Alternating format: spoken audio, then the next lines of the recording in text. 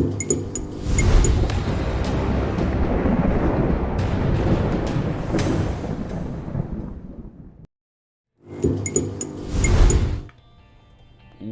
wise man glasses adjustment to make this look important. Hello, welcome. Good evening, everyone. We made it. We're here. This is the final finale. Welcome. Probably. TM. All rights reserved. Welcome, everybody. Welcome. Not a lot to recap, really. You guys kind of started shifting through the strange and uncanny roads of Numenera, which shift and change much like a dream, leading you through the creature that tried to paralyze and feed off of you, which you narrowly avoided but deftly defeated. And of course, on through the strange gardens and forest and into the tree we go. It doesn't sound like a lot, but it was. Oh, yeah. Lies, many lies.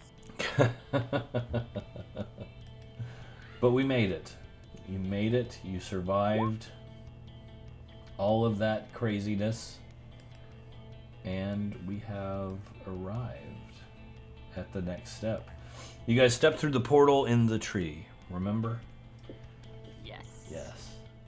Stepped through the portal in the tree. I believe I read that description to you. But I could do it again real quick if you'd like. So we're fresh. Get us back in the groove. Okay. All right. So, oh goodness, don't need to do that. Let's do this. My notes. There we go. All right. So, you step out once again into the labyrinthian streets of Numenera, the veiled city. The whispers and shadows seem to guide you, as if pulling you deeper into the heart of this enigmatic metropolis. The ethereal landscape and cityscape, with its ever-shifting illusions and opalescent towers, gives way to a breathtaking central hub, the dreaming Vale Plaza. The plaza is a sight to behold, a place where boundaries between reality and dreams blur and intertwine. Floating sculptures of indescribable beauty dance and shimmer in the air, their forms constantly changing, never setting into a single shape for more than a moment. They appear as ethereal dancers, moving to an unseen symphony, their motions graceful and mesmerizing. The air around you is thick with a luminescent mist that weaves through the plaza, carrying with it the whispers of dreams and unspoken secrets. As you step onto the ground, it shifts beneath your feet, transforming from a serene meadow to a turbulent sea, and then to a fiery desert. Each change brings with it a rush of sensory experiences. The softness of grass, the chill of ocean waves, and the blistering heat of sand. The air is filled with a sense of magic and mystery, as if the very fabric of reality is being woven anew around you constantly. And amidst this surreal landscape, you begin to feel strangely at ease. Almost uncomfortably at ease. So let's give you a picture, just something to... Ooh.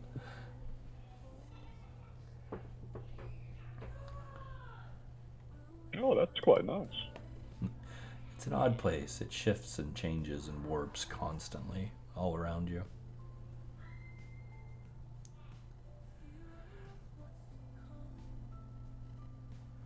So what would you like to do?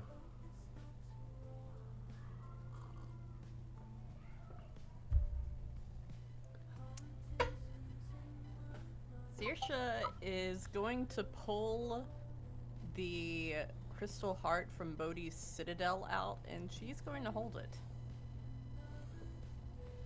Okay.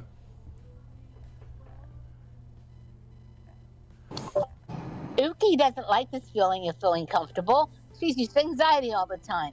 So she's going to kind of use her careful eyes and to look around and see if anything's amiss. Okay. Uh. So. You pulled out the Song Stone.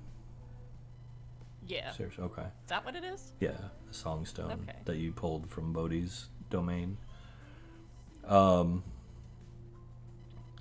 You feel a warm sense of hearth and home, protection and serenity come over you as you look down on it. You kind of rub your thumb along the smooth surface of it, and you come to an understanding with the stone almost. It's almost as if information is feeding into you through the vibrational resonance of the material that makes this divine piece of craftsmanship up.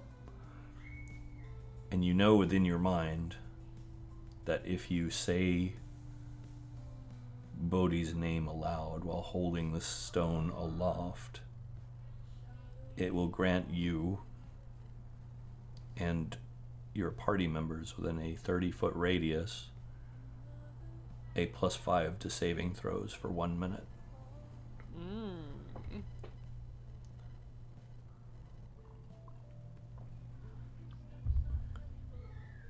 It does have limited uses, though, so... Yeah. Saoirse holds it Okay. content as, like, you know, she now feels more comfortably at ease in this strangely at ease environment. Okay. And Uki, Yes. you're looking around with your Uki eyes.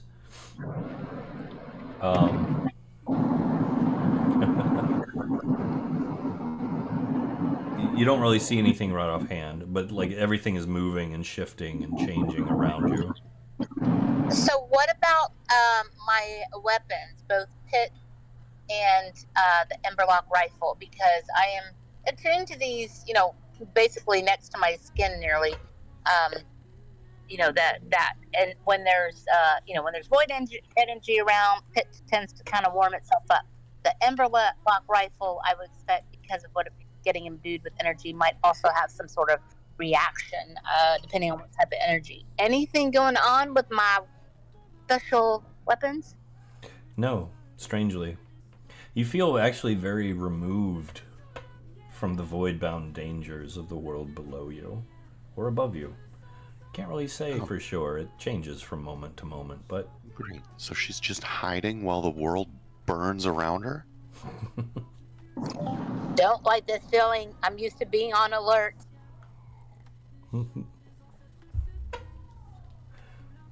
Yeah, she's been up here. She played a big hand in that destruction, just not directly. Alright, so...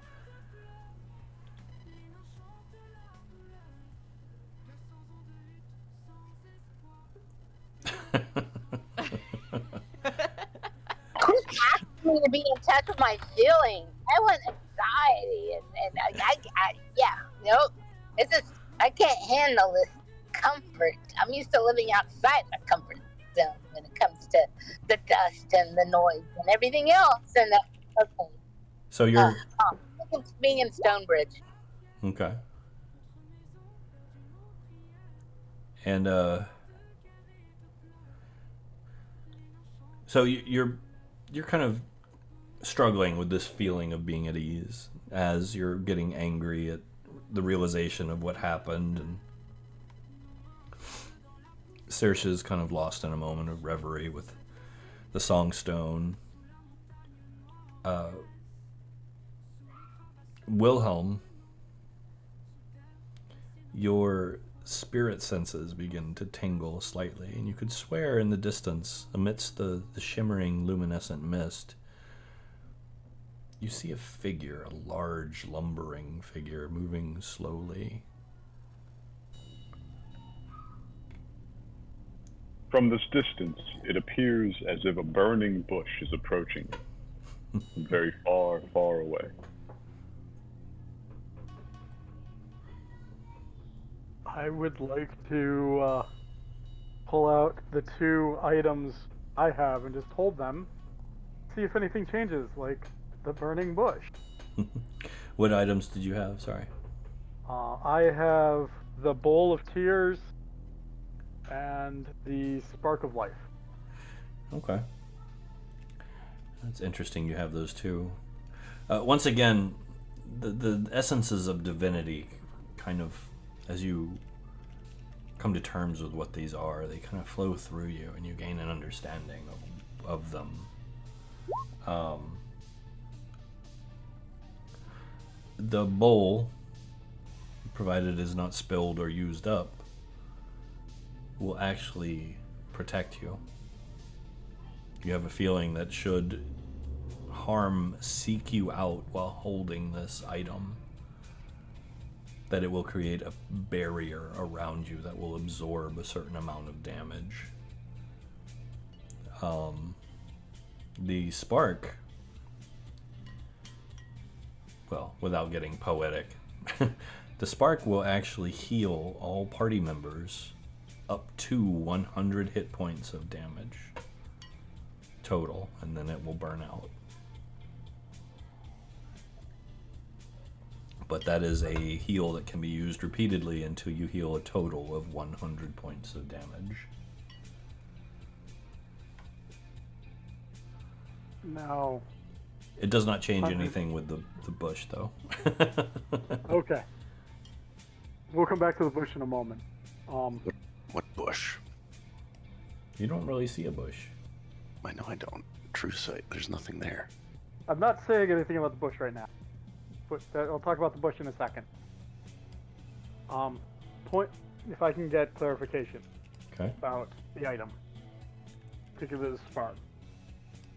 And now, if I don't know this, that's fine. Is it 100 each or 100 total combined?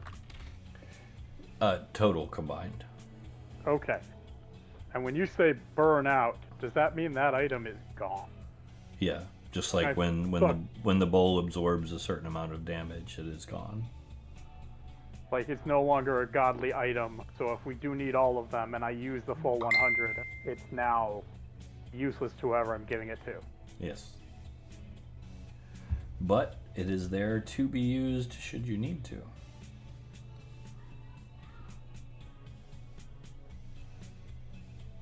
Cool. Alrighty, I will keep that to myself for the time being. All right. Does anyone else see the shape over that way? And I'm gonna indicate towards the direction of the burning bush. What? No, there's nothing over there. How did that get there? Huh? Wait, what do I need to roll for that? There's nothing there. Do we actually see anything? Uh, Do we have the capability of seeing anything? I mean, I could roll if. if you would like to use your abilities to try, you're welcome to. You did say spiritualist sight, so if they say no, it's not that big. Yeah.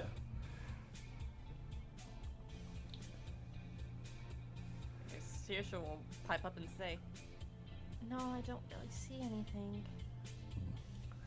All right. Genesis, I'm not going to make you roll necessarily. I will say that while you don't see anything remotely close to what he's talking about, see, quote unquote, with your abilities, you do sense the presence of an aura. As if there is something out there, but it's a weird, chaotic aura that's... It reminds you of a newborn baby, but stronger and way more chaotic. At times, you hear a rustling that is somewhat nostalgic, and at times it almost seems like you hear your own voice reflected back to you. So you said it seems like a newborn. Mm-hmm. Is it like bright, like the bright aura, like the innocence of like a newborn too, or is it just chaotic and sort of tempestuous? Like everything else here, it shifts constantly. it's an iridescent aura. Listeners, a rainbow child.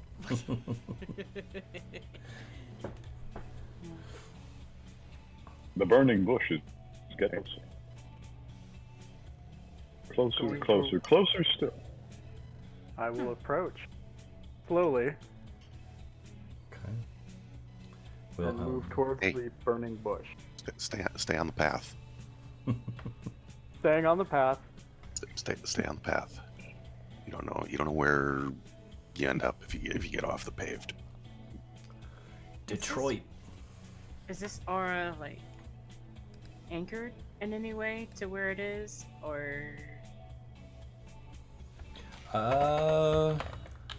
No, it's moving closer to you guys. In fact, it's moving close. It's approaching Wilhelm as he steps forward. it's not dark though? It's just chaotic. Yeah.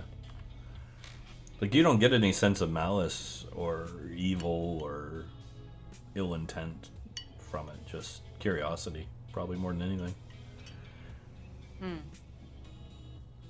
Genesis is staring at the space where this aura would be, and just locked on. I'm not really sure Istu knows what's happening, but it's kind of looking between Wilhelm and Genesis and where that space is, and kind of trying to put two and two together to make four. Like, okay, what's he walking towards? We kind of need to stay together, right? Why is he going over there? You know, kind of. Not the first time Wilhelm stepped off the path. And it's just kind of idly wondering this while, like, not moving an inch away from Cinder at all. Just like, oh, what are they doing? That's weird. I'm gonna stay right here. Probably smart, right? Mhm. It's warm here. I'm good. Yes. It feels slightly warmer, in fact, depending on how attuned Istu is to dreaming. Oh, I meant because Cinder's a fire genasi and his hair is literally on fire. Oh yeah. The local temperature rises even above that, is what I'm saying. Feels nice, you know. Somebody threw a few more logs on the fire in the sauna. This is the worst. I like to be chilly when I sleep.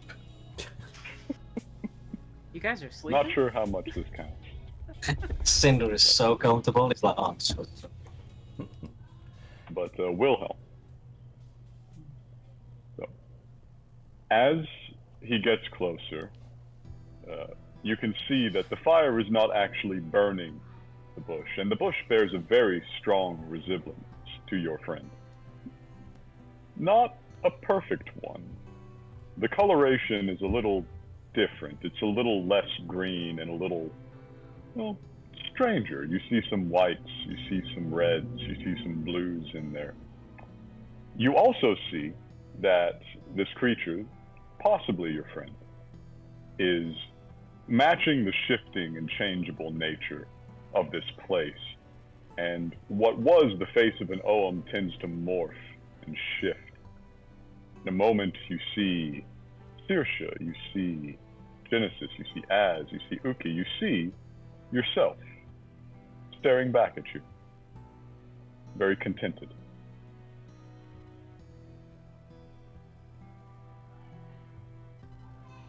As it gets closer, Good. a mouth opens. It probably not listener's mouth. Perhaps it was Saoirse's, perhaps it was Genesis's. And the creature says, "Hello. Are you my friend?" I'm gonna try to think at it.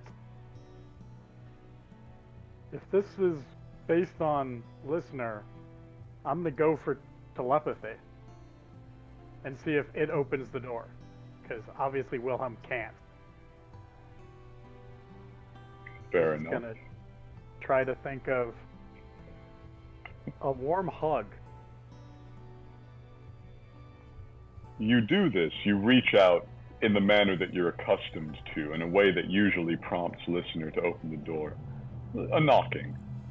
And then there's a moment of hesitance. It's almost like you hear a handle jiggling on the other side. And then the door flings open and you're suddenly exposed to the creature's entire sensorium. Everything is so bright. Everything is unimaginable. And you, being familiar with the history here, you see fragments of what you recognize as your journeys together. Indeed, you see things from before that. You glimpse, briefly, what may even be the point of conception, an endless canopy of green and humidity. Then this image moderates. The sensorium begins to close as it seems the creature is kind of getting to grips with this.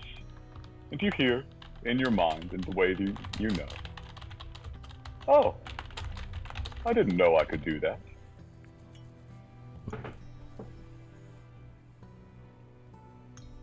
While he's speaking, without even consciously realizing it, Wilhelm's hand he is actually going to the terrarium where he has Listener Jr. You do this, the fragments grow stronger. It's almost as if that anchor in the world makes what was stand out more vividly.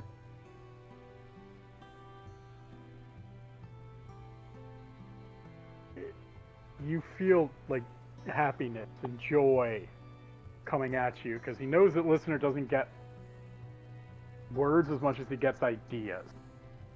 So even as he's speaking, he's trying to project moments from his past that he was excited or overjoyed. He is actually trying to provide that emotional stimulus, those moments to ground what he's saying. Mm. I am happy to. I have met you, my friend. Ah, I knew it. I knew it. I had seen your face before in the mirror. I was born with it, you know. I bring you messages and a gift. I was born with these as well, but I'm happy to give them away now. I will gladly accept them. I will carry them until I can return them. Very well. Very well. To this one. He nods in the direction of Genesis. Tell her not to fear. I will send her better dreams.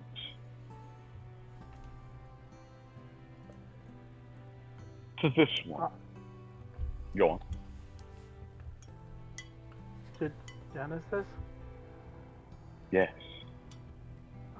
No, I'm saying to Genesis. Huh? Oh, go ahead. Yep. I am to pass a message on from a friend. Don't worry, he will be sending you better dreams. Has she been having worse dreams before this? Church?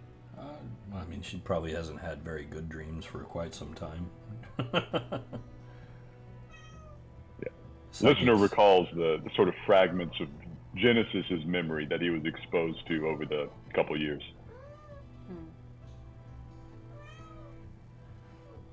Seems the sort of thing a couple of good dreams might help. Bad dreams for a bad life. It's not like there's anything that can change reality.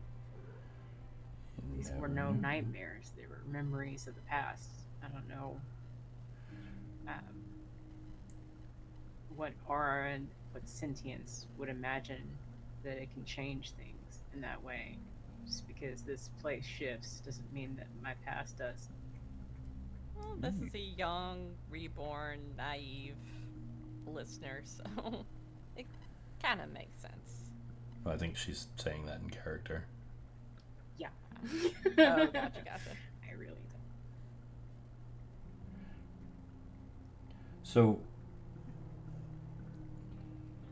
I had more. okay. Yeah, keep going. All right. To this one, he gestures at Sigil. Tell her I remember the sunlight. I brought some with me.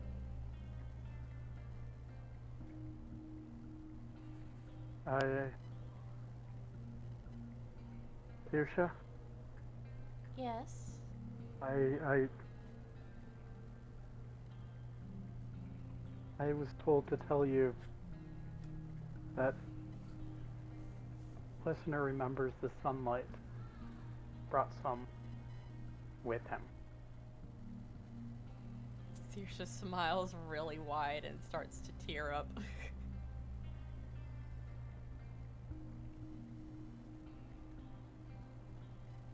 That's all.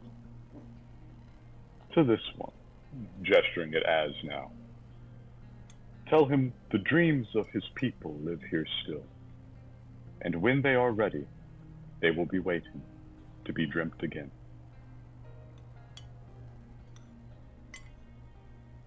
I'm gonna hold that one for a second. I want to talk to Az, not in front of everyone with that.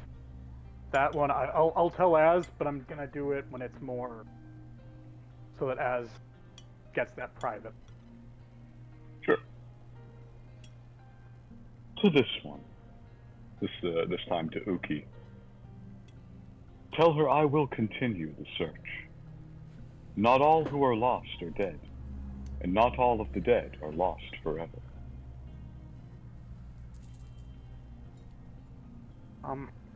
Uki? The listener says, from my understanding, not all that are lost are dead. So perhaps he's going to continue looking.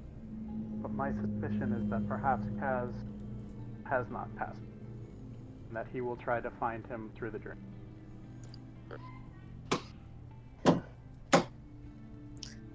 That's an interesting thought.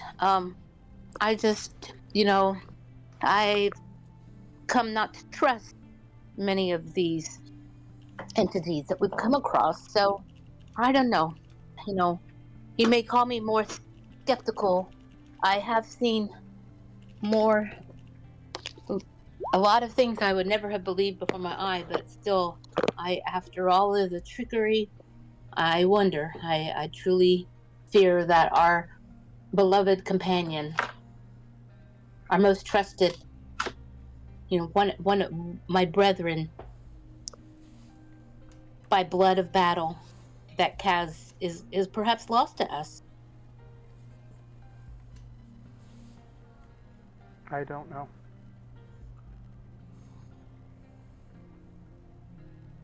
And to you, my friend. Remember, the living and the dead both rely upon you now. So you have to take care of yourself. So, as those words, that sentiment kind of filters down through Wilhelm, which of course Yep. unheard by everyone else, but right about that time, like a distant echo shifting between a babbling brook, soft cicadas in the night, or children laughing, this little bubbling giggle kind of echoes through this strange reality. A sound that this entity you're talking to kind of perks up at and feels called by. Really, I must be getting on. My companion is endlessly in need of entertainment. But she is such fun.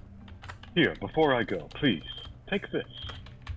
He holds out his hands, and you're not sure exactly what's in them. It has a presence, but it has no shape. I reach out to take it, and as I reach out, I will dream of my friend. Perhaps we hopefully will speak again. Indeed. I feel I shall be here for some time. Please, be careful with this. I think it was important to someone. And with that, I attempt to donate as much of listeners' spiritual powers as possible to Wilhelm. Okay. Ability or like extra points? Whichever you judge to be possible at this phase. If I can get him his level and get him his new ability, I'm sure we'd both be quite pleased with that. But if he just gets listeners' whole stock of spiritualist points, that's also fine. You know what? I will be kind and reward both good ideas, good roleplay, and Wilhelm for being such a champ through this whole campaign, being the poor benevolent and having to endure us testing the profession. I will give him the ability-born level he so desires. Woo! Hey. Death Ward, no more dying. No more dying. And with that, called towards the babbling brook and laughter, the entity blows away in a coherent cloud of burning leaves. Wee. Wee. Okay. So, no, that definitely works. That's good. So as you're left digesting this, let's say, I mean, this was strange for a couple of you, for all of you, really. I mean, where is this coming from? To what is this presence, this entity, this sound? You all heard the giggle. I will say that.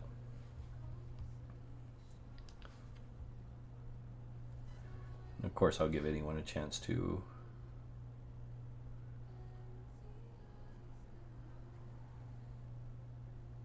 react.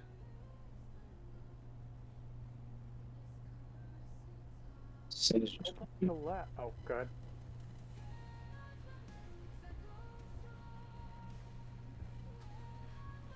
As I said, it's just reading. So I have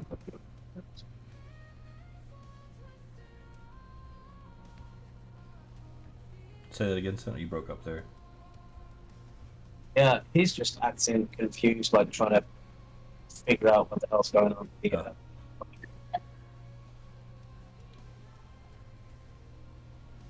Okay. Anyone else?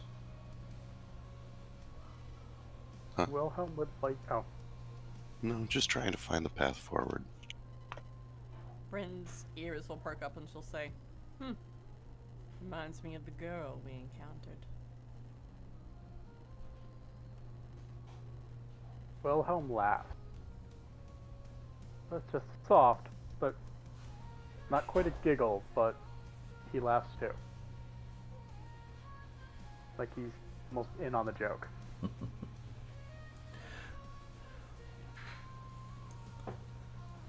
And then he'll come back to the party and step away all by himself.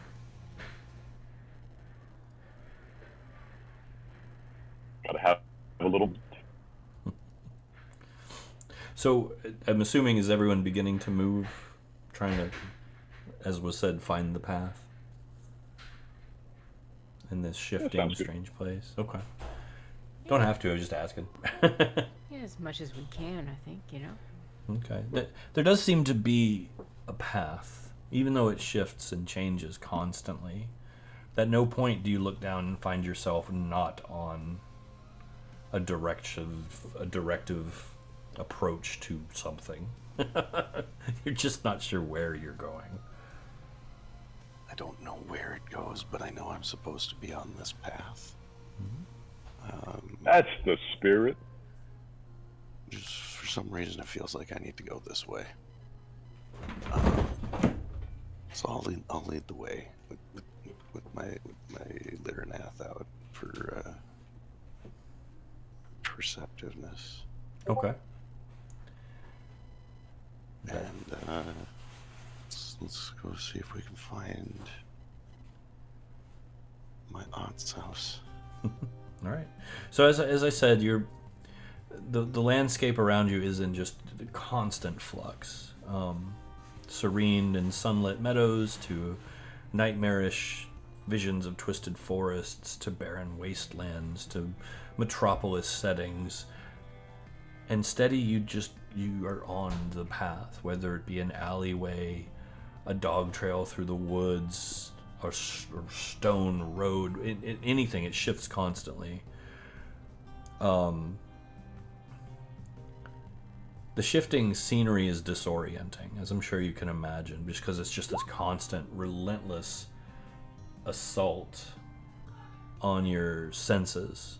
And it kind of makes you question even like the simple concepts of right and left, up and down a little bit, because it is just moving and changing all around you constantly. And amidst this surrealistic environment, you find yourself kind of starting to grapple, in each one of you individually, with your deepest fears and your strongest desires all at once. And you know what those are. We don't have to express them openly if you don't wish to.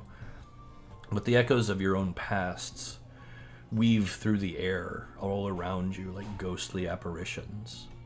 And the shadows of your subconscious, from time to time, take form, manifesting as dreams and nightmares, almost made tangible by the strange area around you. And every step forward feels like a journey, not to a place, but deeper into your own mind, forcing you to look upon and even, in some cases, confront some of the most hidden parts of your own psyche. And for some of you, this is a painful, terrifying process. For others, it's confusing, etc., etc.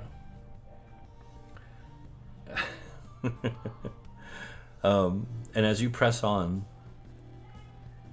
the atmosphere continue to grow heavier, and you gain this sense of impending revelation. It's palpable as the nexus around you seems to pulse almost with a heartbeat of its own, each throb resonating through your bones.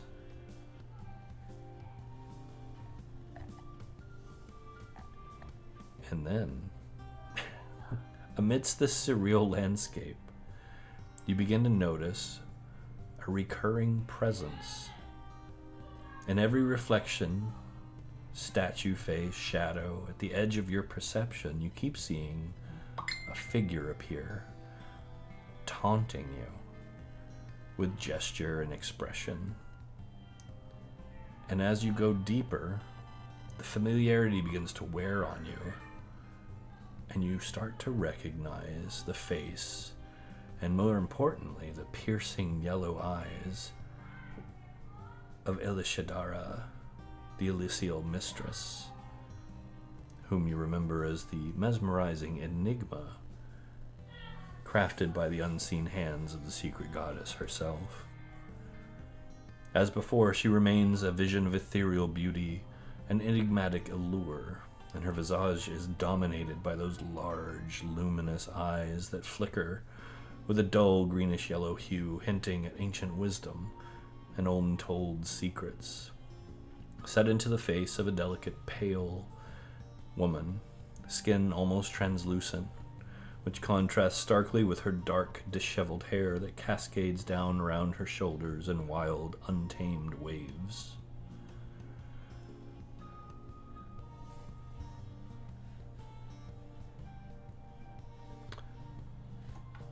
I have a picture. Would you like the picture? Oh, yes, please.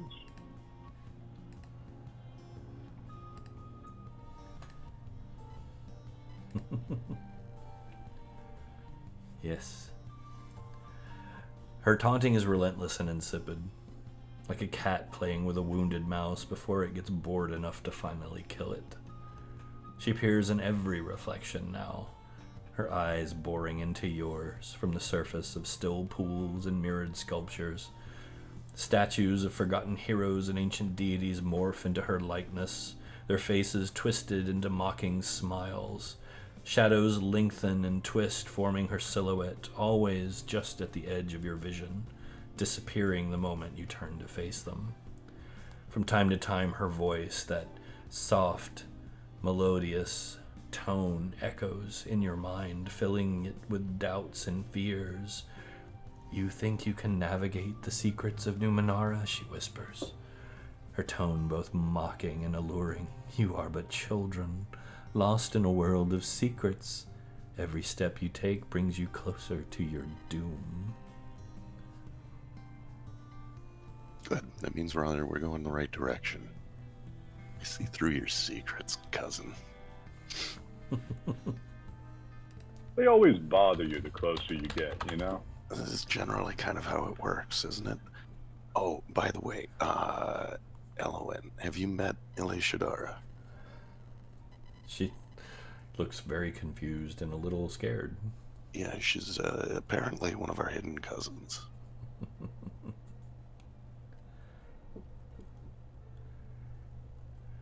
Do you have any more that you think you gotta warn me about there, big man? You know, I thought that was all of them.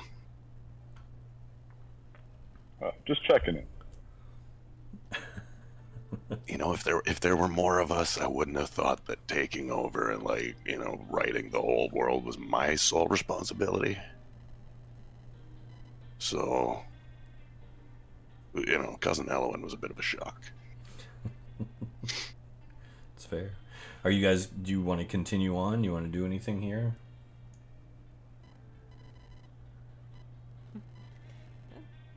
Bryn's continuing on. She's just staring straight forward, not looking around, and trying to tune out Elishadara's taunting as best as she can.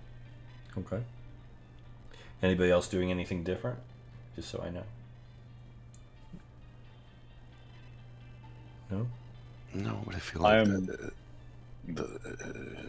you said the Lyranath had give us sort of like true sight kind of perceptiveness. Mm-hmm. So I would just, I don't know, assume that that's kind of maybe helping to see through some of these lies and secrets. In this particular case, not so much, because Not as much. It's like what you're seeing is true. She is there, but she's not there. She's everywhere and nowhere. Kind of dipping in and out. Jimmy continues nonchalantly, but his fists are opening and closing repeatedly. I hate dealing with fifth dimensional beings. All right. So you continue through the Dreamingville Plaza, and the ground beneath you shifts once more. This time into a chaotic blend of all the landscapes you've encountered.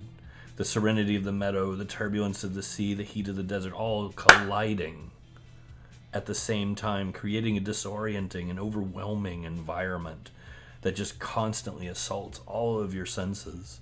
The whispers grow louder now, like a cacophony of voices that blend together, making it difficult to think clearly. And the only thing that remains foundational, the only thing that stays constant, is Ilishadara's presence, which becomes even more intrusive. Now she appears in multiple places at once, her form flickering between things, statues, reflections, and shadows. Her taunts grow more personal, attacking your insecurities and weaknesses on an individual level.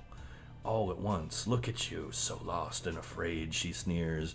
Do you really think you can find your way through this? You're nothing but pawns in a game you can't possibly understand. Everything you know is gone, and time has moved on without you. While you languished here, you have already been forgotten. Her words cut deep, each one a cruel jab at your confidence. She sees your fears. That's fine, I've been forgotten once before. Just makes the return all that much better. She sees your secrets, even the ones that you hide from yourself. Just step off. Just back off. Back off. You'll never uncover the truths of the Veiled City. Your journey ends here in the heart of your own despair. Your people forgot you. You were nothing but a cast-off, a failure, Look at all the death you've left in your wake. Not only of your enemies, but those you claim to love. They're gone. They're with me now.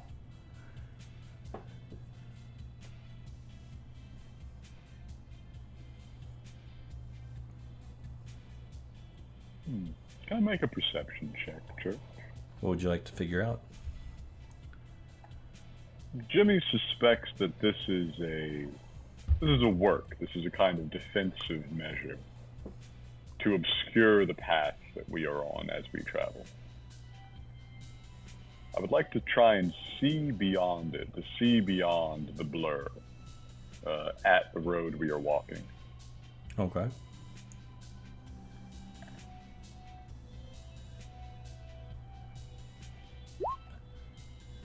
There you go. As far as you can tell, this is all incredibly real.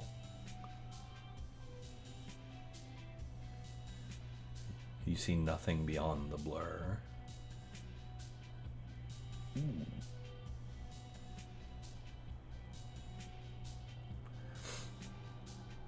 So now the plaza seems to pulse with a malevolent energy, and the floating images are now taking on even more sinister and hurtful forms. You see images of the Mad Queen as tucked away in the underground next to her withered tree, clutching at her treasures with nails that have grown too long and hair disheveled as she cackles into small tunnels that seed her madness among her people as she tells them to seek, to hunt, to kill, to eat, to bring more blood to the tree. The fuck? Well, she's seen better days. None of that's real. And yet there's a part of you that questions it. And with everything that you've seen and heard and learned, that little part of your mind is nagging at you. What if? What? No, that's not. That's enough games, cousin. Enough. She's expecting us. Uki, you begin to see images of home. Your family's standard, a broken and tattered rag on the ground of the main hall, barely touching the floor as it burns in the longhouse fire. People stand around, cursing your name as the failure who brought shame not to her family, not to her clan or her regiment, but to the entire Hyverstedian way of life.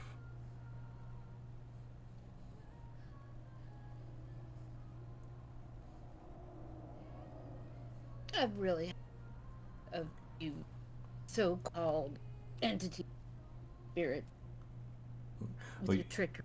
You're breaking up a little bit then there. Oh. Sorry, I want to hear what you're saying. I said I've had enough of you spirits and entities with your trickery and the constant nights and days, sleepless nights and sleepless days, marching and no sleep and no rest.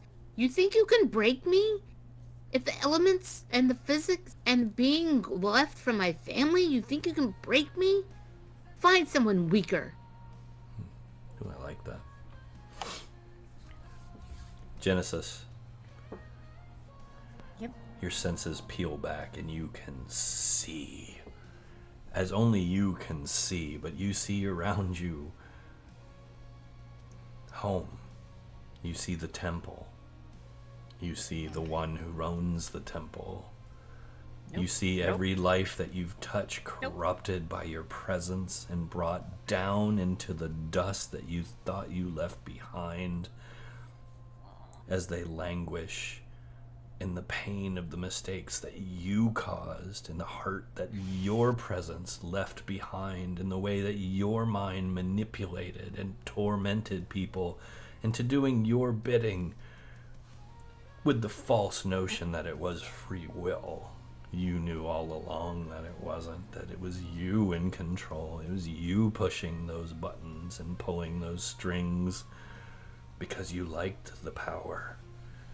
You liked the way it felt to be in control for once.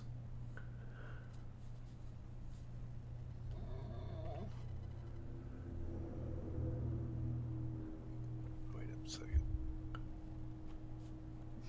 Genesis is kind of pushing the heels of her palms into like her temples, like, oh, I don't want to see this, and kind of closing her eyes, like, ugh.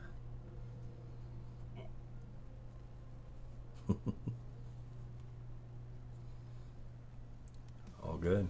If anything, turned around like, nope, nope, nope. Saoirse, Yes. you see as well. You hear dissonant songs of your people. You see the dirty and the filth that it's become. You see the home at the edge of a swamp where once it was a glorious wonderland of magic and mirth. And you can't help but wonder that through all your actions, through all your efforts, through all your faith, that Bodhi chose the wrong one. That you failed and you've come all this way for nothing. You're just gonna let them all down. You're not even sure you should return home. Why bother? It's just gonna bring more tragedy with you.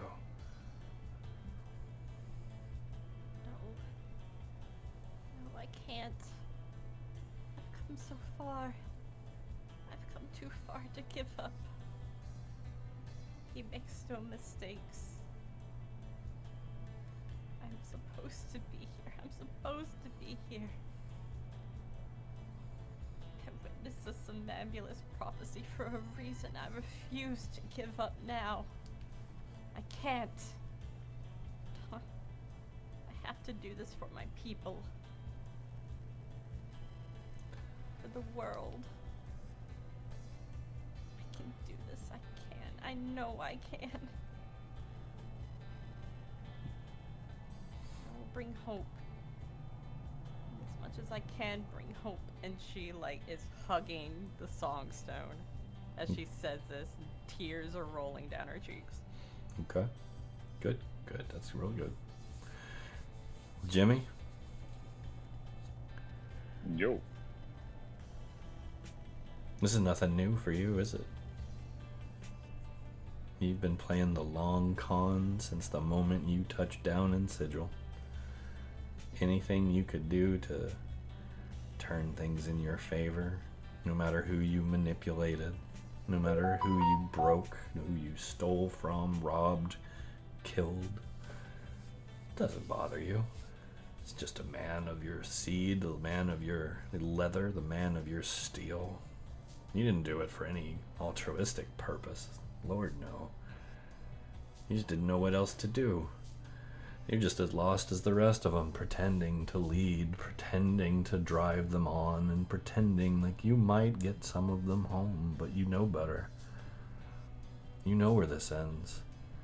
You've already visited that place once, and this will not be the last time that you land in the grave and stand up from it again and leave everyone you brought with you beneath the dirt.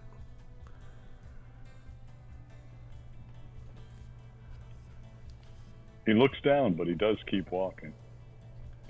And then he looks back up. I fucked up before. I'm sure I'll fuck up again. Hey, watch me. I'll die right here for a good reason. Prove you wrong. That's the spirit.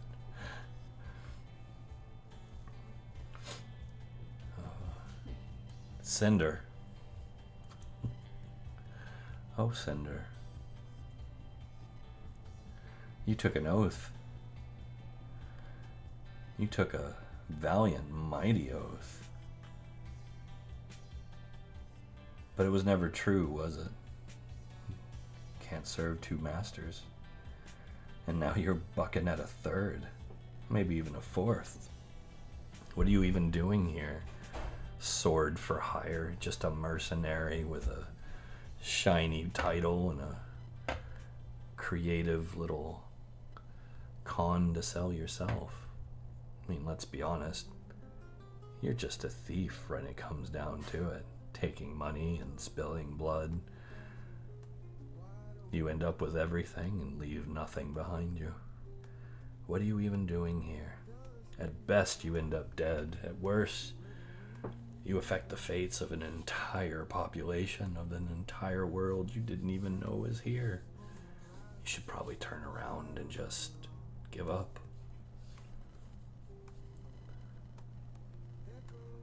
There's nothing new. Just, Oh, you breaking up there too? Sorry. there's nothing new under the sun. It is all the same at the end of days. My vengeance will be here or be elsewhere. But my oath is to myself. I like it. I like it. Is too. Hmm? You sent the wrong one back. Should have both gone. You shouldn't be here either. What good are you here? Master of time, you're barely the master of yourself. You can barely comprehend what the mess you are in. You did not sign up for this, and they are certainly not paying you enough. On either side of the equation, both the one you promote and proclaim, and the one you don't like to talk about in front of other people. I mean, you're just a ball of secrets in a dark place. It's like steam within the mist, or a ghost in the fog. You too will be forgotten. Is this a person saying this to me, or is it just like a... It's a voice echoing in your head. Sounds like your own thoughts. Yeah, I mean, I guess I can understand that. Nobody really knows what's gonna happen. Sure, that could have been the wrong choice, but, you know, the choice before that could have been wrong, too, you know? Everyone's a ball of secrets. That's nothing new. Nobody is an open book, even if they pretend to be. Fair, fair. So why would I act like I'm different than anyone else? Why have I acted like I'm different, you know? I've not. I'm still the same person I've been this whole time. I've learned a lot. I've grown a lot, but I'm still inherently the same being. You know? Good. That's what's most important to me, to grow as a person. Good. Good. No, that's great. That's a great response. I like it. I like everybody pushing back. So Bren, Yeah. there's so much you wanted to be. The ghost of Sigil. The power, mad cryptid, hiding in the alleys and shadows, dealing in secrets and spirits, and oh, you bit off more than you could chew with this one, didn't you? You're so far from home. What are you even doing here? Playing nursemaid to a twice dead man who's likely going to end there again. Group of misfits who you barely know. In a world that's not yours, fighting for salvation for people you don't care about, and you could just be back in Sigil, cozy and sound and safe. But no. No, you followed what you thought was love here. You followed an illusion and got into something bigger than you could have expected. And now you're never gonna have him, and you're never gonna get home. This is the end.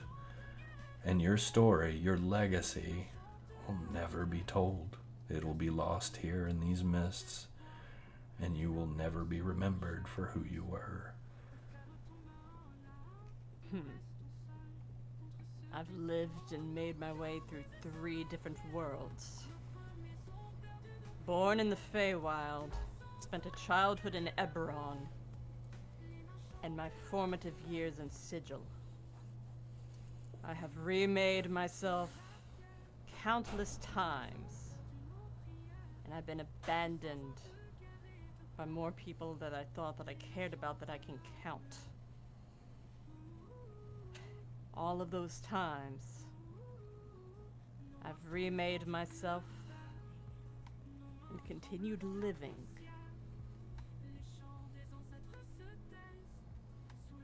I've just begun to trust people again, but still, the only person that I can rely on in this life is myself.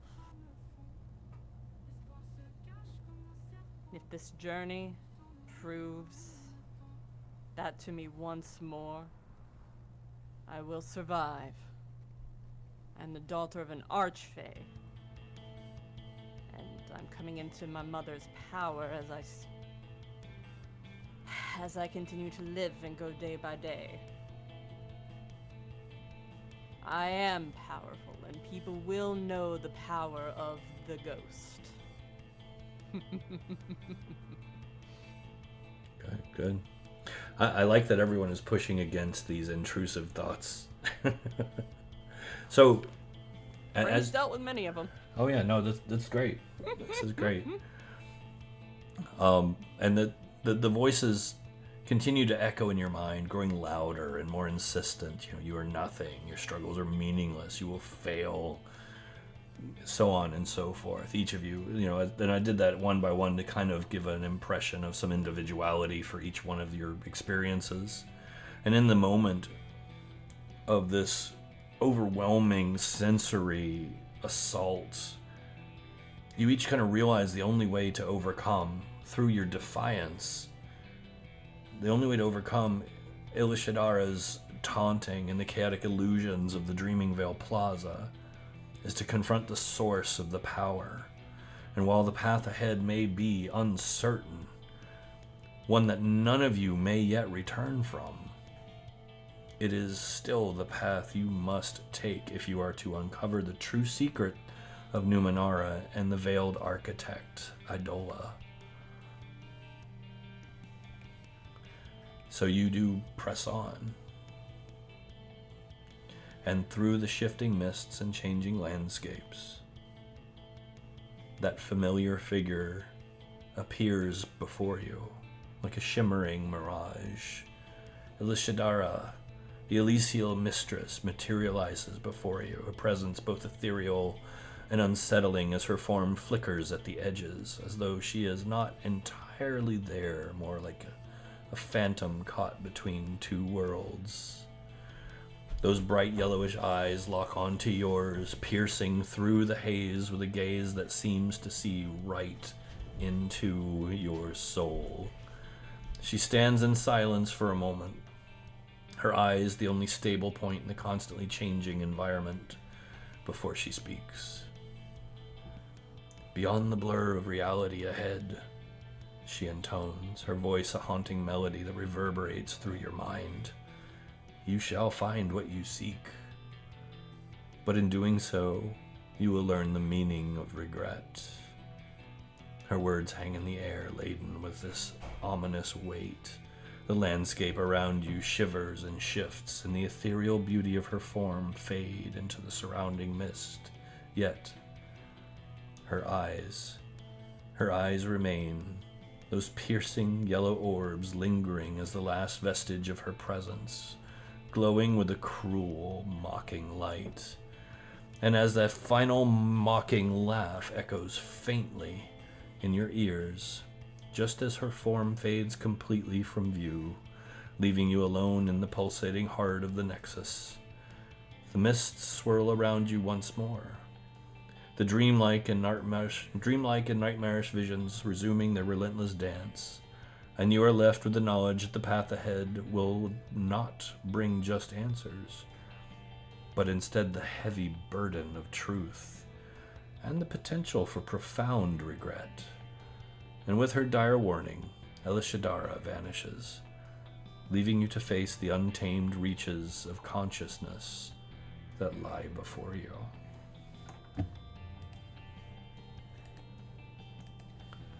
I mean, she could have at least stayed as a tour guide. She played her game. So, you are standing at the nexus of the Dreaming Vale now, the pulsating core of Idola's influence. And you realize that traversing this surreal landscape is going to require more than physical prowess. The air is just thick with otherworldly energy here, and the boundaries between reality and dream are blurred. Dreams and hidden truths converge here, and occasionally you'll even get glimpses into untamed reaches of consciousness from all over. The only step that remains is for you to find your way to Idola herself. But right now, you're feeling a little lost. How should we do this?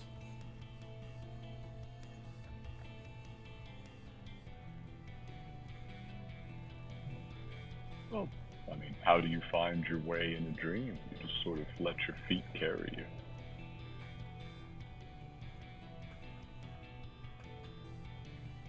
Okay.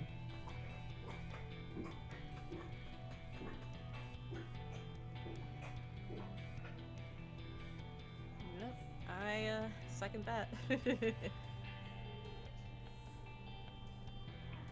wonder what that would be, mechanically.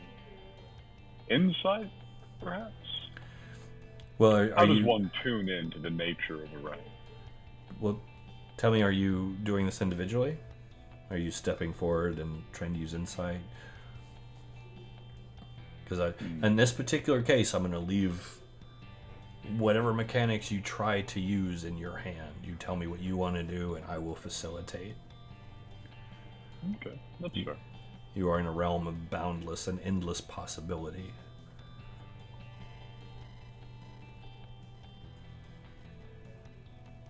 Well, there's something even dumber to do. Can I lie to reality? What do you want to do? Like, what do you want to say?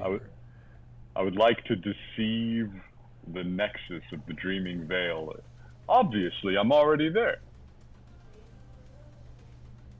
Okay. See, look around. This is the middle. I have arrived. Surely Idola's right here in front of me. Okay, I see what you're trying to do. You're going to try to overcome it through belief, more or less. You're going to believe that you're where you think you are. Yeah, pretty much. Here, I'll give you a deception roll. Initiatives may not be the way. I tell you what. No. Rather than deception, give me an intelligence check. Ah, son of a bitch. That's the thing you know I can't do. That's my boy. That's, yeah. Yes. It's my favorite rival right there. How about this? Because, like, you know, it's going to take every bit of our willpower to push through. We need to stand together for this. So Saoirse is going to start playing Medicine for Wolves. Okay. No? Okay. Yeah. Well, here, let me format some dice for you. It's going to be quite silly. That's Saoirse. I still have it on Bryn's name, but yeah.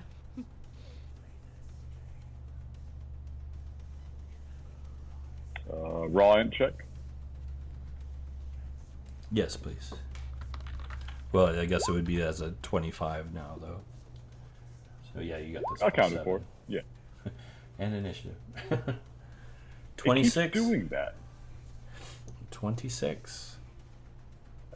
Smartest he's ever been in his life. So you, through both the power of your faith, let's say, in yourself, faith in your direction, faith in your ability, you peer into the blur, into the hub of the nexus, and you see an almost invisible barrier. It's not that you see it, it's like you can feel it, like a pressure in your mind. Just a certain direction. It's like you feel it kind of almost pushing back against you, letting you know that something doesn't want you to go that direction.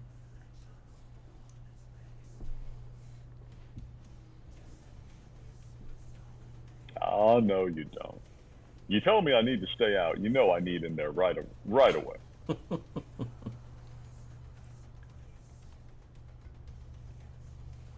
Who locks something that's not worth stealing?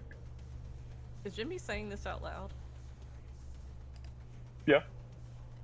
So, I guess he kind of making everyone aware that there's like, a pressure barrier blocking us? He'll point that way after saying those two statements aloud. He says, I'm thinking this way. What are you running into that's locked, Jimmy? Somebody's trying to keep us off this direction in particular. Like a barrier of some sort? Sort of a pushing back. And I have a suspicion, and again, this is a sort of magic thing. It's not really my wheelhouse, but I have a suspicion this whole realm is responding to the will of exactly who we're here to see. So, more like setting the wind at your face, I guess.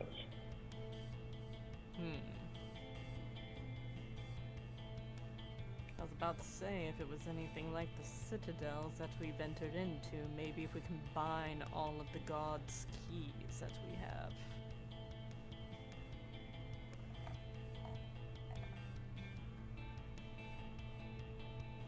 Jimmy shrugs, looks around at the rest of the group.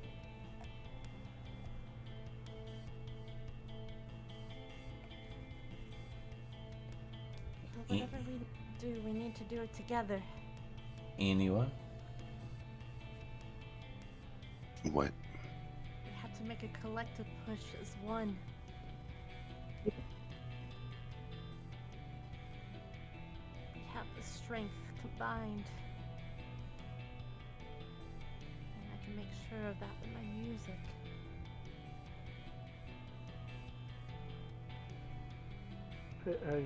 Okay. So,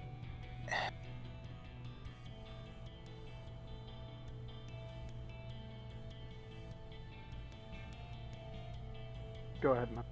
I'm thinking through this. If my power is stolen from the Pact Lords, and she empowers them, then I'm just stealing from her. So maybe I could, like, she's got to be the biggest beacon in this place. Like maybe I can make some sort of a compass. You are an artist. I am an artist. Maybe I can make something that just points at the Nexus because it's drawn to it because it's the same power source and it wants to return. Would you like to try and create an artist's creation, a compass? I think that might help us in finding the right direction. That's actually a very smart idea. Give me your ability roll. I will try that.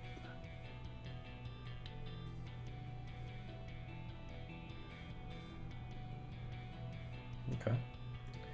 Yeah. So as starts pulling in wisps of the Nexus, basically. It's almost like he's tearing off pieces of cotton candy and twisting them and forming them. I kind of gets lost in the moment, but when he gets done, there's this disc with like a pointer on it, and it moves and twitches until it focuses right about the same direction as Jimmy's barrier and kind of sits there just quivering, pointing that direction.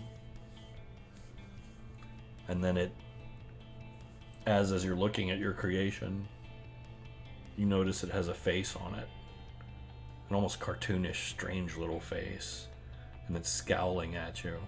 And every time you like eyes with it, it puts its tongue out at you. Well, that's just rude. I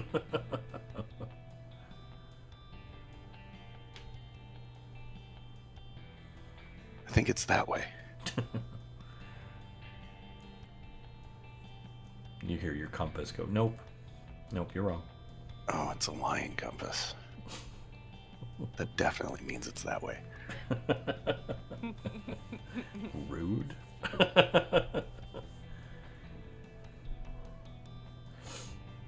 All right. Anybody else doing anything? Looks like we have a direction. You're trying to go that way. You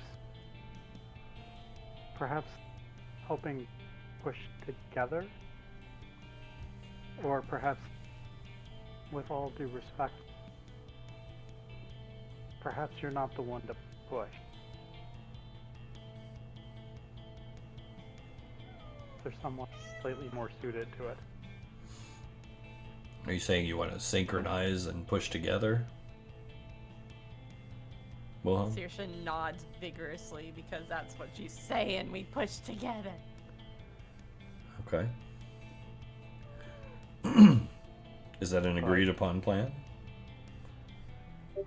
For everyone in here? Define together. Work as a team? Seems about the right time to try something as a team. Seems reasonable. Also, Wilhelm's kind of pointing out that maybe he might be better suited to this task. I mean, if we can just get to this barrier, then maybe we can figure out how to handle it once we get there.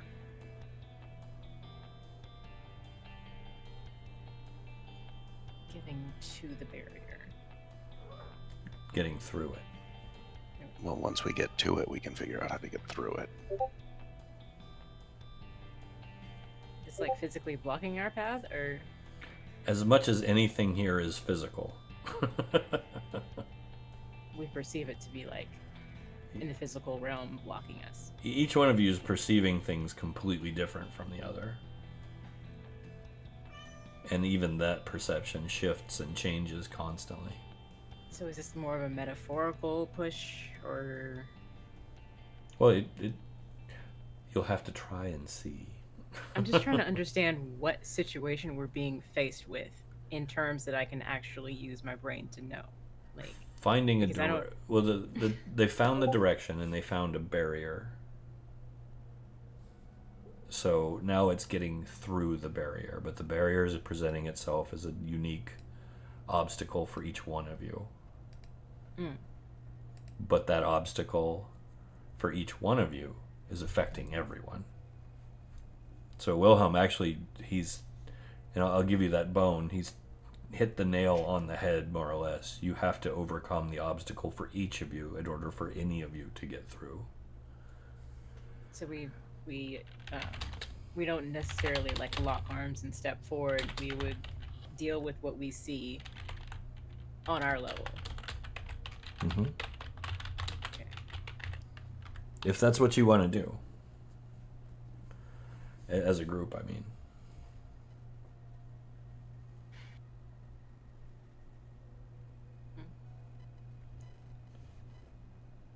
So Wilhelm's gonna go ahead.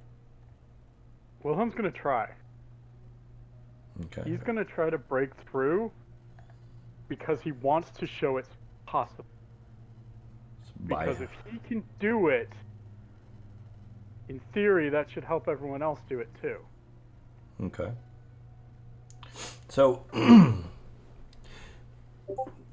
you have a significant boost to your spiritualist abilities at this point, and you feel it surging through you.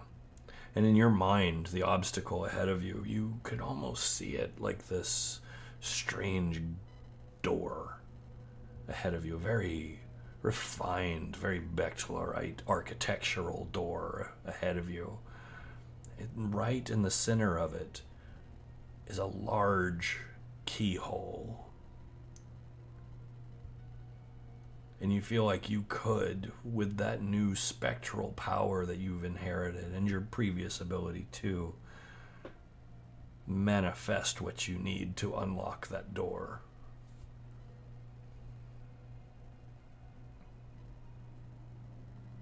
Going to do it, but he's not he feels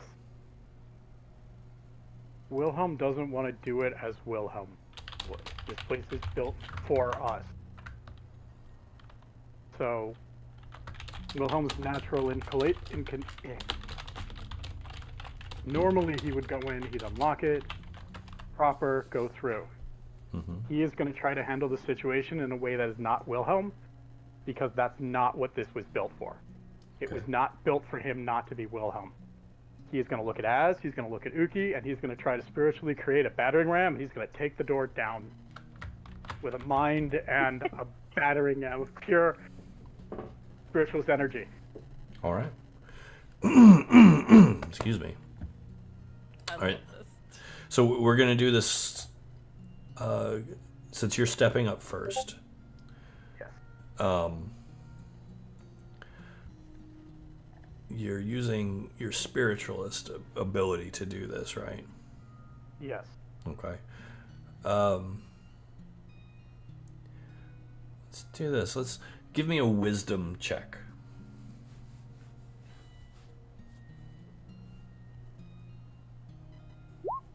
That's going to be a 24. All right. You assault the door. You feel it just hit. You feel it latch. You feel the foundations crack. You feel something begin to give, but you are forced to hold it. And if you feel like if you let go, it's just going to crumble right back to where it was, and you have to start from square A again. So are you going to hold it? I'm going to hold it. All right. So you guys see Wilhelm lash out with his ability, hit something, and you see him immediately like bite down, his jaws clenched, and he's pushing with his ability on something that you cannot see. So what does this barrier look like for Bryn? For Bryn? Mm-hmm. Oh, it looks like a portal. A portal that's closing. Very Sigilian portal. Maybe she can manifest the key to the portal. She was always good at that in Sigil. Let's do so. Okay. Give me a charisma check. I assume you're using your bardic abilities, right? Yeah. Yeah. Give me a charisma check, please. Is that with the 25? Yeah. It's only a +3. I clicked on charisma and rolled charisma, and yeah, my mod's 7 and it's giving me 7 + 3 there. I don't know what that is. Alright, do you have a reroll? No, I've never been given a reroll. Okay. Oh, you don't have luck or anything? No. Okay. All right. You I was gonna say, and 10 feet of cinder. yeah, yours are all together. Did you include Cinder's aura? Ooh. No, I did not. So yeah, add 5 to that. Okay, yeah. In that case, you just tipped it. Sweet. You're welcome. Cinder saved you. Thank you. What can I Paladin say power. except you're welcome? Hell yeah. So, yeah, you kind of slip and butterfinger it for a second. It's weird. Portals are always weird, but you kind of like you find the moving pieces and what needs to be done. But now you once again, just like Wilhelm, you've got to hold it. Can you hold it? She holds. Okay. Bryn begins to groan and sweat. Saoirse steps forward. What does she see? Saoirse sees a path through the bog. Saoirse walks forward. All right. She has to find the path forward. She has to find the stones that are submerged just below the murky water surface. She knows what happens if that murky water gets on her skin. So Saoirse, let's do perception. Okay.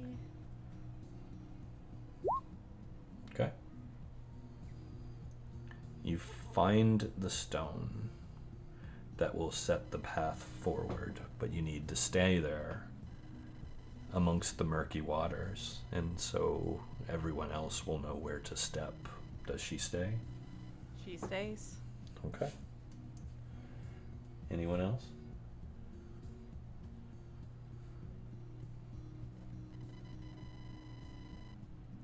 Anyone? I'll step forward.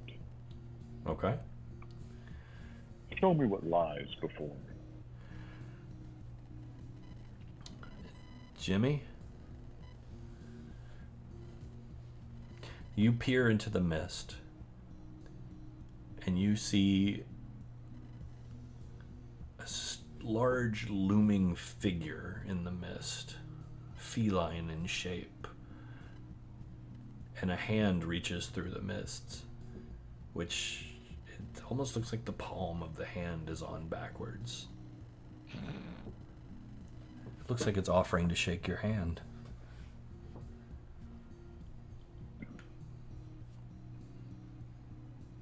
Well, you know, trust got me there once. Why not again? Okay. Give me an insight roll, please, sir. I shall.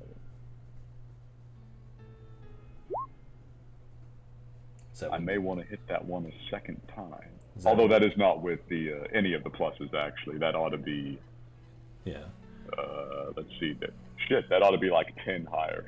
Yeah, no, you're good. So yeah, you kind of realize at the last minute that this is actually the wrong hand. Mm-hmm. And deeper into the mist, you see the real one. Do you grab it? You cut out a little bit there, but I assume yes. You do grab the hand? No. The real hand. The real hand. I mean, yeah, okay. Yeah, I hope I don't start cutting it out. Oh my god. Okay, so you grab a hold and it grips you tight. You feel like you're holding a potential threat at bay. So I'm assuming you hold. Yes. All right. Good deal. Anyone else?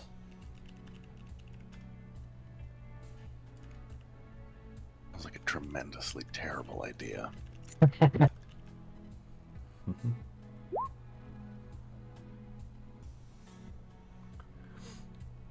Yeah, all right. Yeah, Az steps up to the mists. Sure. All right.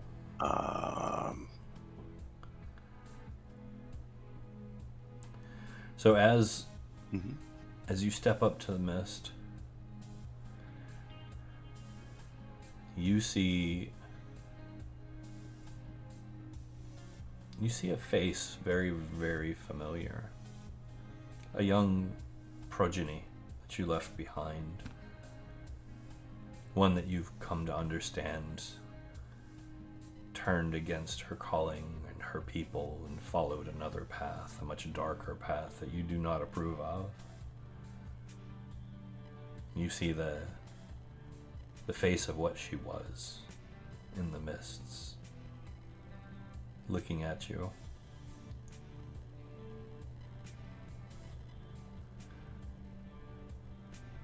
How does she appear? As you remember her from before, but her expression's very blank.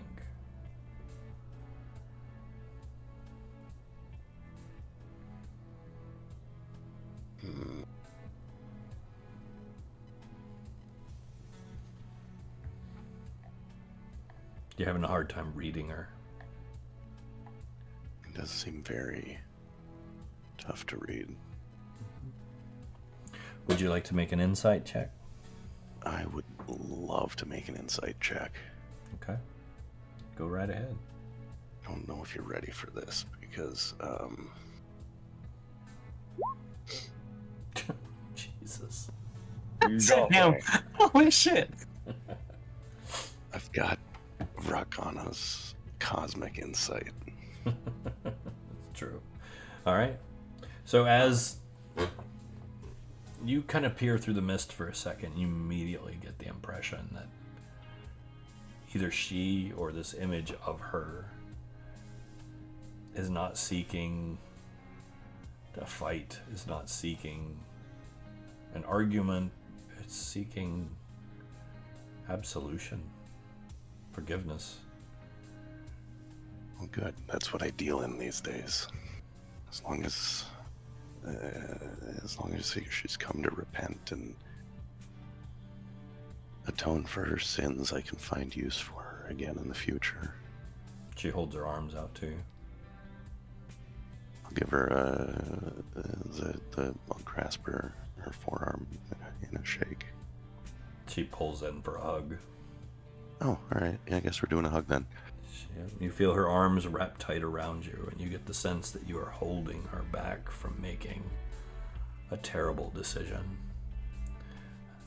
And that you need to keep holding her, to keep her and everyone else safe. Do you hold Yeah, her? right. Oh, yeah. Well, one of the jobs of mercy is giving people peace. As long as this hug needs to occur, it will. Okay. You've got my shoulder to cry on, young one. There we go. Anyone else? I'm gonna step up. Okay. Uki, you step up and are immediately. It's like shifts. Everything shifts around you. And as you step up, you find that you're holding a large tower shield with a cutout on the front to rest your gun on. And you feel like a swarming army approaching. And they're about to hit the shield. Do you hold or do you flee? I will hold. Give me a strength check, please. And is there any song? It should be your strength plus the total plus should be like a d20 plus 12. Oh wait. So I say check or do a D. Yeah, you can do a strength check. That's fine. Well, that's That's just the plus 5. do that right. Plus d20 plus 7. There you go.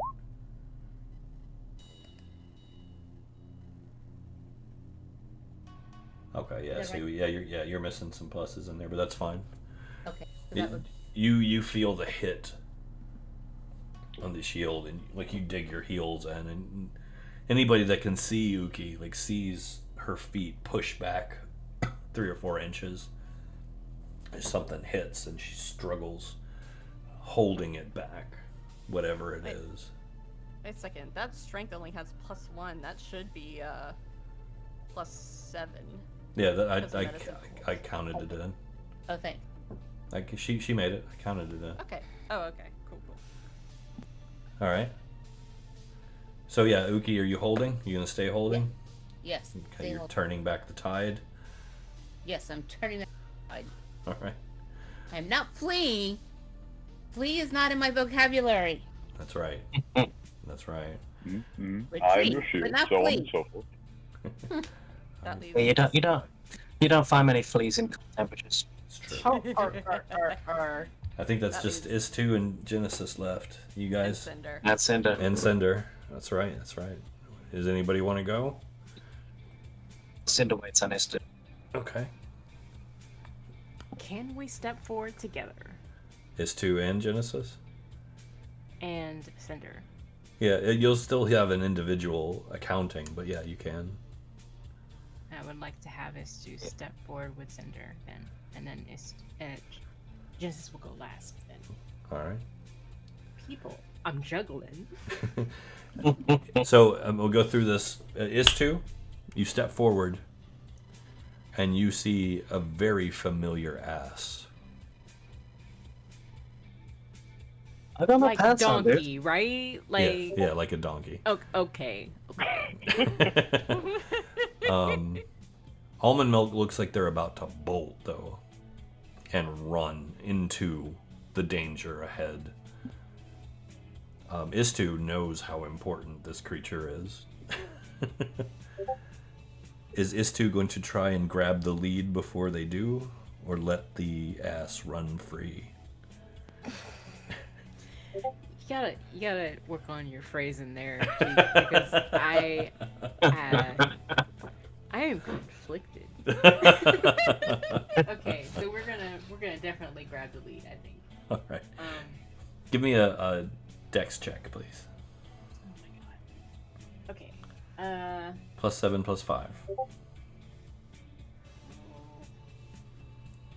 Let's see.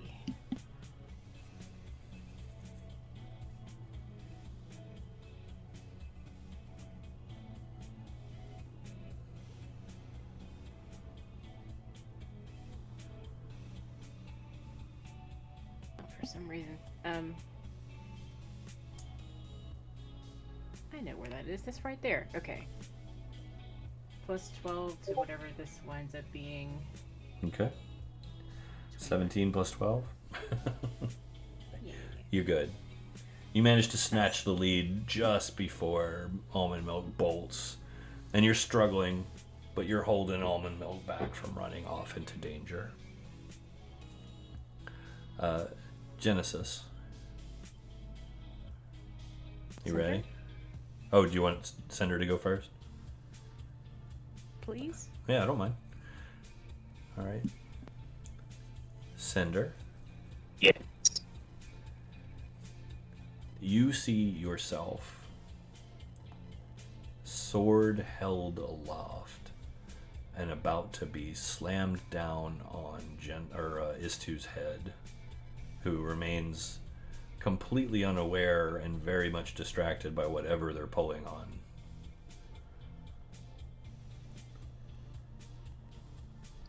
So he sees a version of himself. Yeah, he sees himself about to crash the sword down on Istu. Oh no, he's gonna parry that. Sorry, you're breaking up. He's gonna try and parry that. All right. Yeah. All right. Go ahead. Give me a 2-hit roll.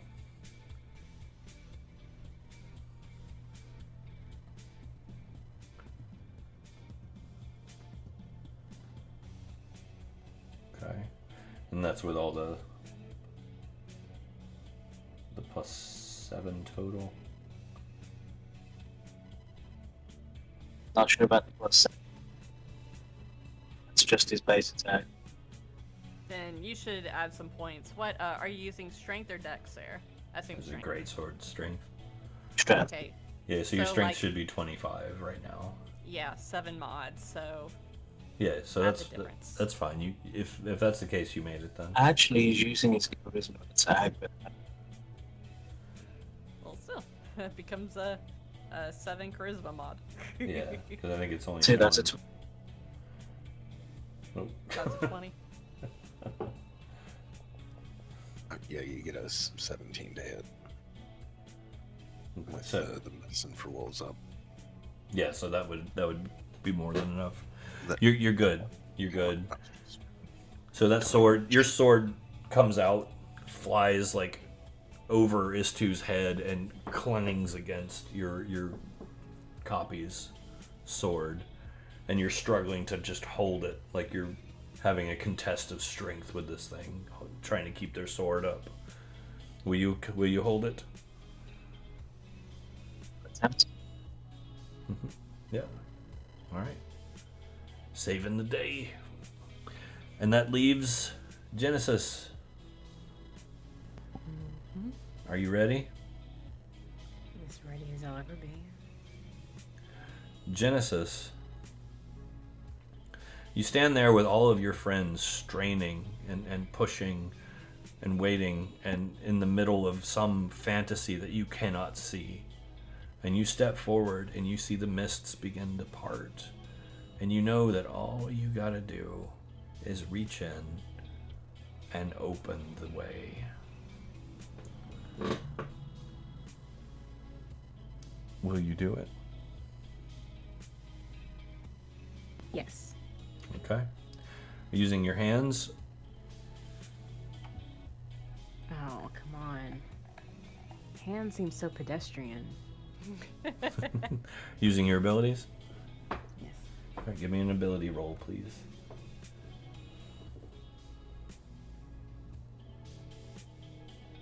Okay. Plus the other stuff. Oh yeah, no problem. You got this. So you push apart the veil. And as you do, everyone gets this forward rush of momentum as you all stumble forward, as if the things you were struggling against suddenly just weren't there anymore, and you push and pull and stumble and trip over one another and kind of land in a big pile.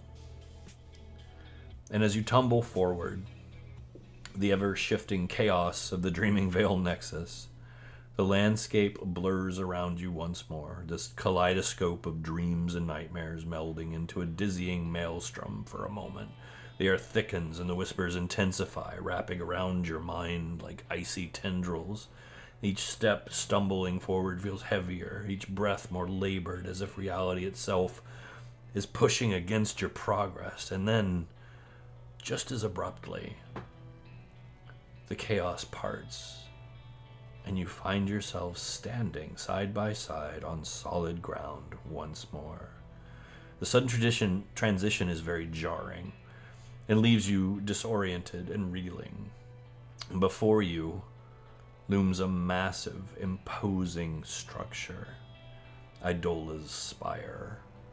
Its dark, angular form rises impossibly high, cutting into the sky like a blade. The solidness of the spire is a stark contrast to the fluidity of the Nexus, a fixed point in a sea of uncertainty. The silence here is profound. It's almost a tangible force that presses against your ears. Every noise you make, footsteps on the hard ground, the rustle of clothing, even the sound of your breathing, seems amplified and harsh, nearly painful in the oppressive stillness. It feels as though the spire itself is listening, absorbing each sound with an eerie, anticipatory rush. Standing before you, the massive doorway, and you feel the weight of what lies ahead.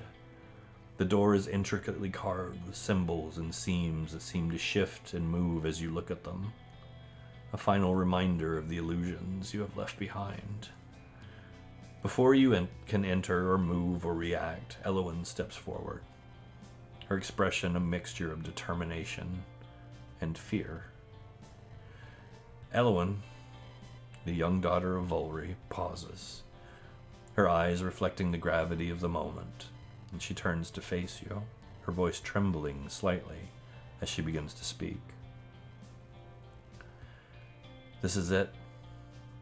She turns and her gaze lingers on the massive doorway. Beyond this door lies Idola, the veiled architect. What we face inside, I do not know. But I do know that we cannot turn back now. She takes a deep breath, and her hands are shaking. Go ahead. Saoirse walks up and puts her hand on her shoulder. She nods at you with a smile. With a shaking hand, she reaches into her satchel and pulls out a large cloth. And she begins to explain to you, going one by one to each of you, asking for the relics that you hold, to hold them for a moment. Saoirse will give over the Songstone, or hand over the Songstone. Okay. All right.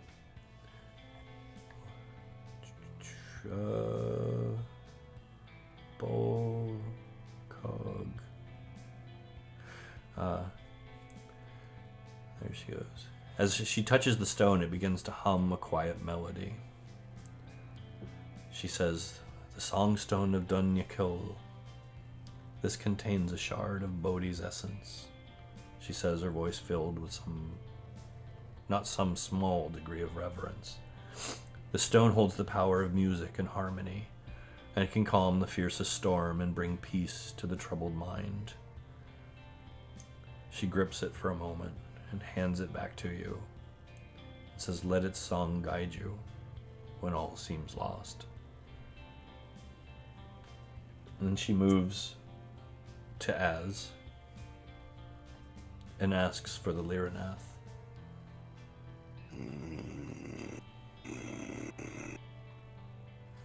Okay, she handed the Songstone back to Saoirse. I know, but this is. Saoirse's going to look at Az and motion him to go on. As she holds up the Songstone in her hand. Yeah, fine.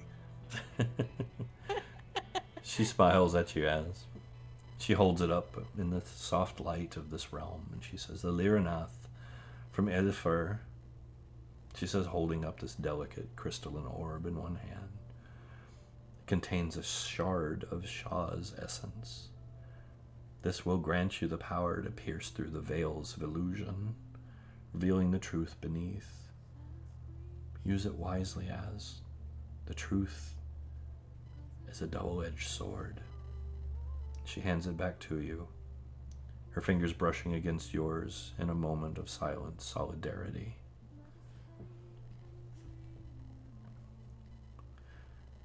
Next, she walks up to Wilhelm and asks for the spark.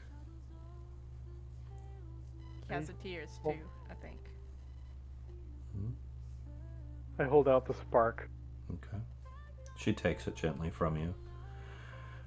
"The spark of life from the stone-wrought bastion," she continues. "Within it is a shard of Zevron's essence.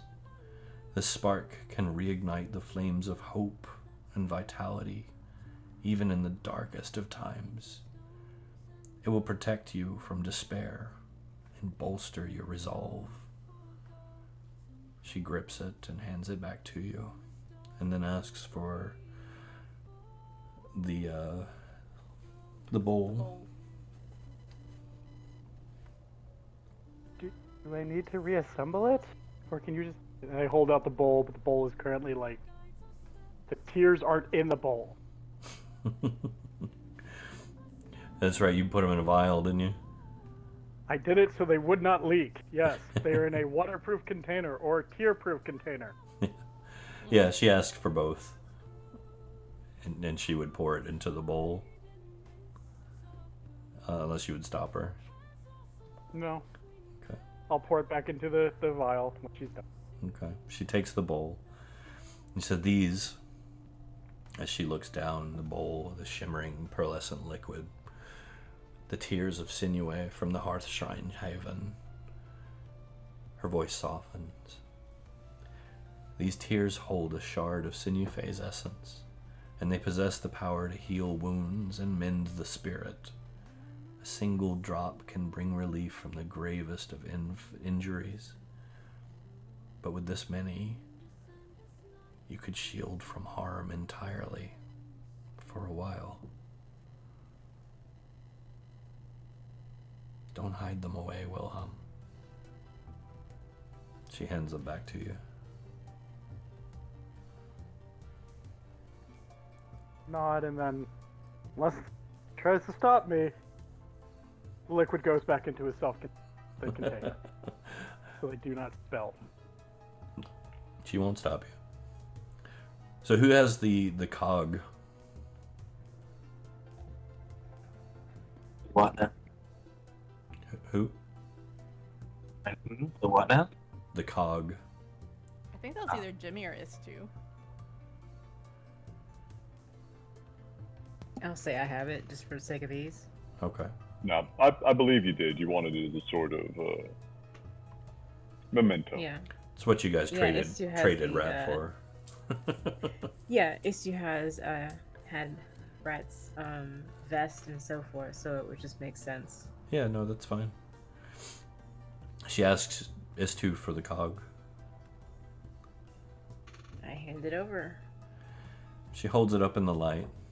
She says, "This relic from Toranok contains a shard of Goin's essence. It has the ability to unravel the fabric of reality, revealing the underlying mechanisms of the world.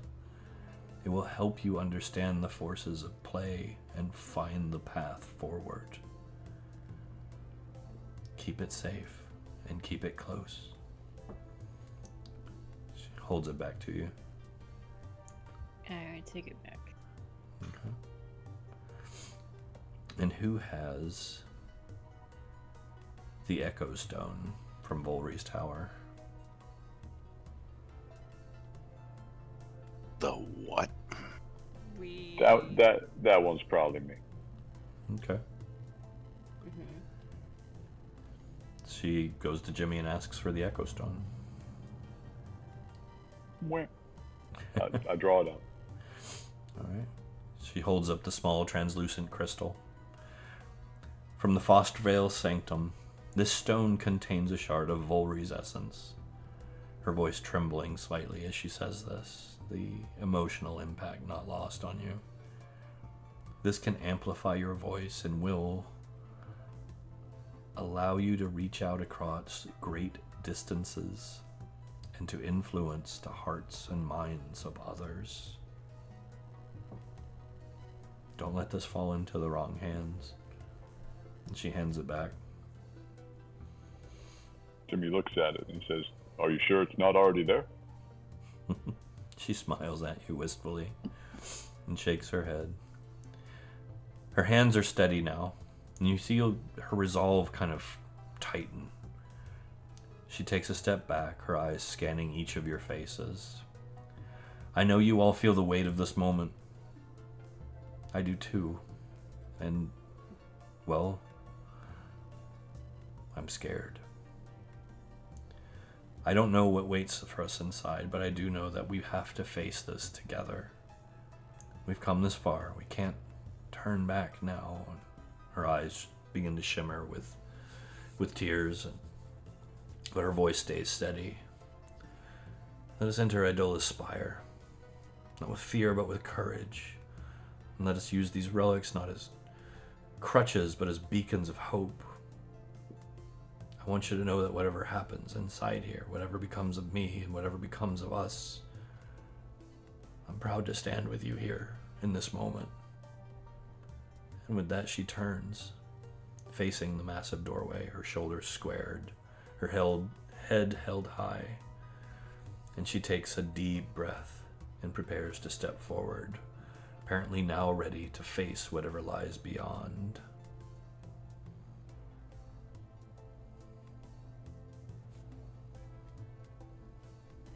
Saoirse steps forward alongside her. And I'll take the other side. Just make sure, I'll say it, cousin, we'll be fine. We have righteousness on our side.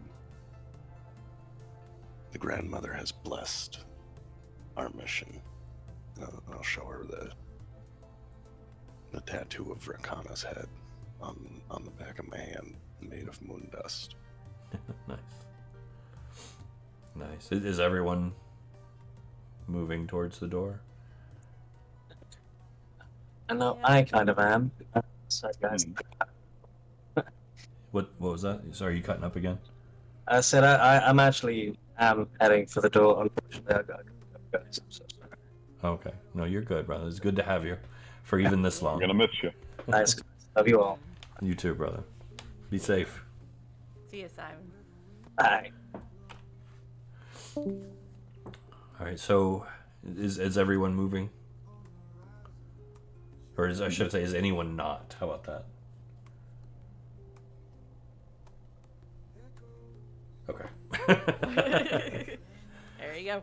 So as you begin to follow her, the air around you, as you take each step closer, grows colder, and the silence even more oppressive.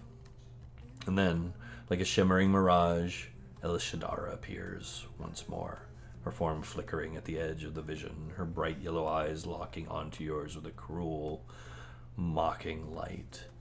She speaks and says, "Beyond the blur of reality ahead stands the domain of my mother." She intones, her voice a haunting melody. I warned you. Her form fades quickly before your eyes before you can respond. I had an invitation. Her eyes are the last thing to disappear, leaving you with her final dire warning echoing in your minds.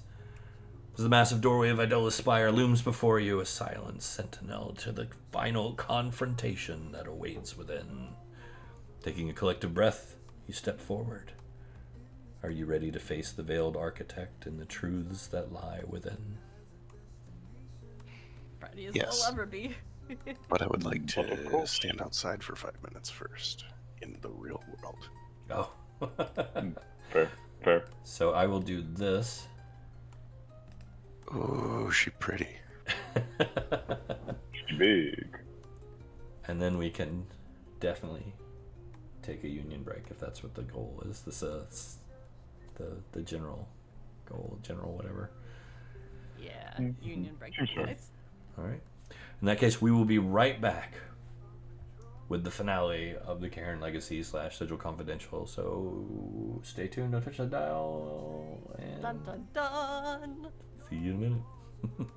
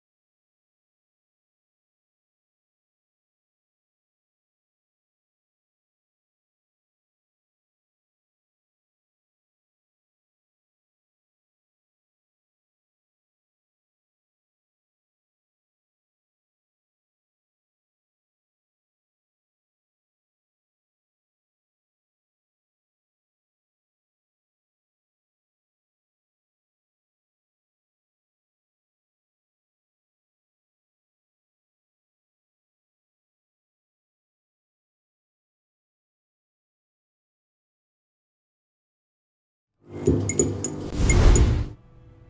we're back. And we're back. Yes, yes, yes. All right. So, we ready? Yeah. As I'm trying it. not as the character, but as AS. As you step through the massive doorway, the oppressive silence of the exterior is replaced by an almost palpable tension inside Idola's spire. The air is thick with an arcane energy that seems to vibrate through your very bones. The walls of the spire is seamless, dark material that absorbs all light, creating an eerie, shadowed interior. The intricate runes and glyphs pulse with a faint, otherworldly glow, illuminating the path ahead. Ooh.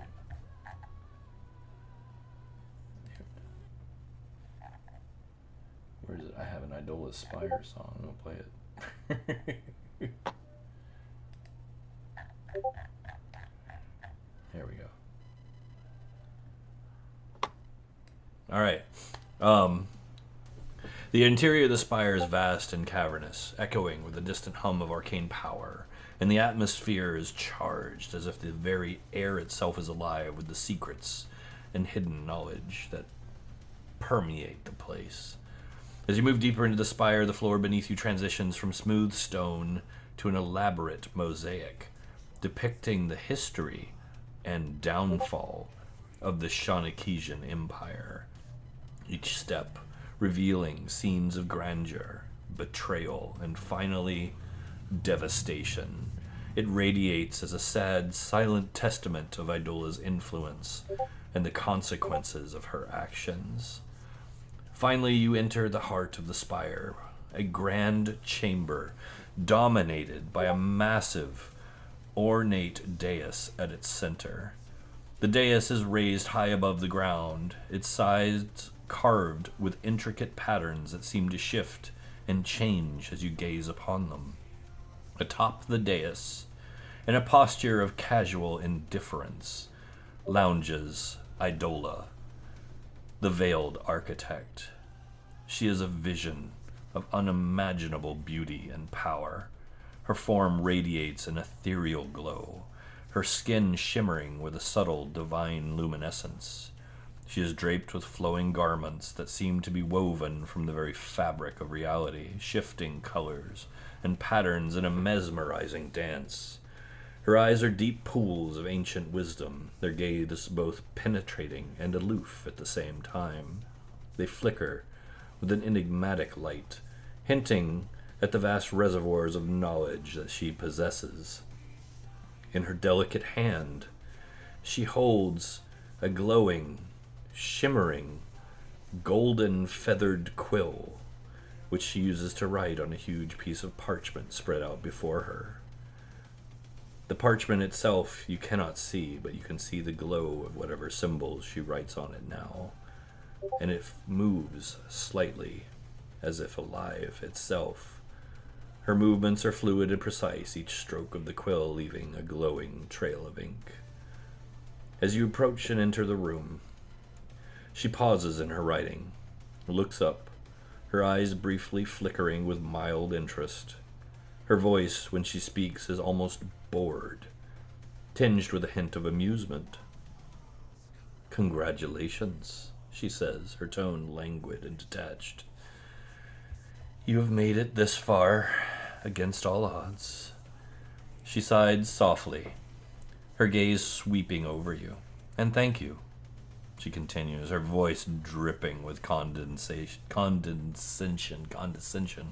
Whew. "Thank you for bringing Elowin and the relics to me." Her eyes, deep and knowing, fall upon each of you in turn. Her gaze meets yours. You feel a rush of conflicting emotions, an overwhelming sense of fear and adoration alike. Her beauty is beyond anything you have ever seen, a perfect manifestation of divine grace and power.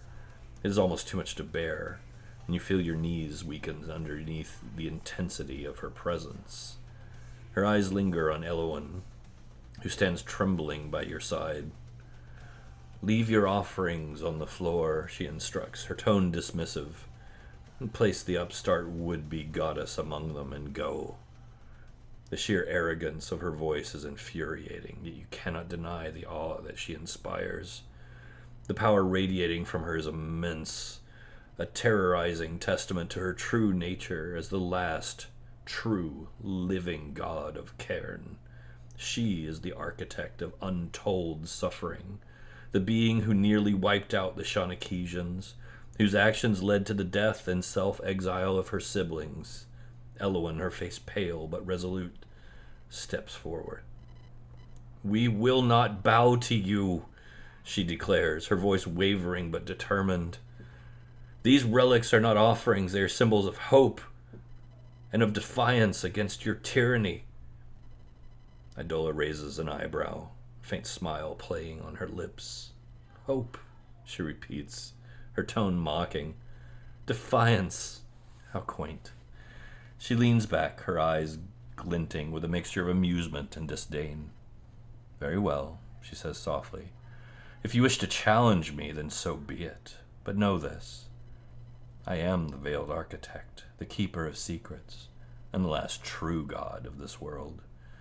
You are but mortals playing in divinity. With a dismissive wave of her hand, she turns her attention back to the parchment, as if you were no more than an inconvenience. The tension in the room is thick, and the air weighs of a potential impending conflict. You know that the true test lies ahead, and that to face Idola is to confront the very essence of power and knowledge itself. The chamber around you hums as though alive, casting an eerie light over the scene. The time for preparation is over. This is the final confrontation with the Veiled Architect. The fate of you, all you know, care, and love, and the fate of Cairne itself rests on the outcome of this encounter.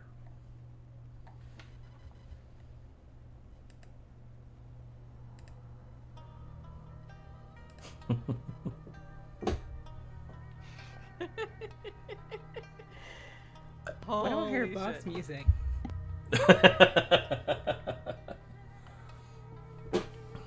I would like to grip the Echo Stone All right, and then speak. go ahead. We're gonna see what can be done. We're gonna see, can you really make a goddess mad? I would advise against that. This is my one true chance to find out. Note, as As. would advise against that. Ads just advised Oh, caution. you're right. You're right. Is this thing on? You have architected a broken world. I step away for what, 200 years, and look at what you've done with the place. No. We little mortals will slay you and then shame you by rebuilding what you've broken.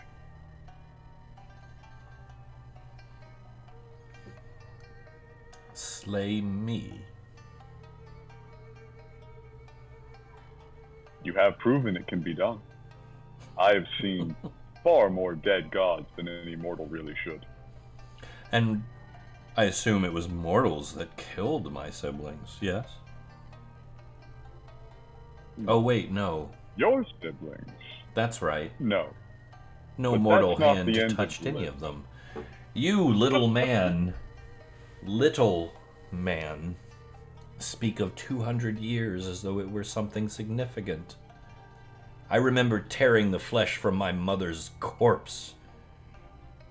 I remember making the world. Do you have any concept of the level of time to which I refer? Question, Church. How much of a boost to intimidation does the Echo Stone get me?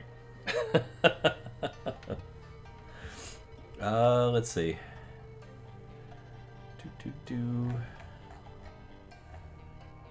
The Echo Stone. So I didn't tell you what the Echo Stone actually did I? I'm sorry. No. It was kind of. I was doing it like in game and language. So the Echo Stone. Yes. As long as you hold the Echo Stone, the party can communicate secretly and telepathically, giving you the ability to coordinate all of your actions flawlessly for 1 minute once activated. Oh, that's nice.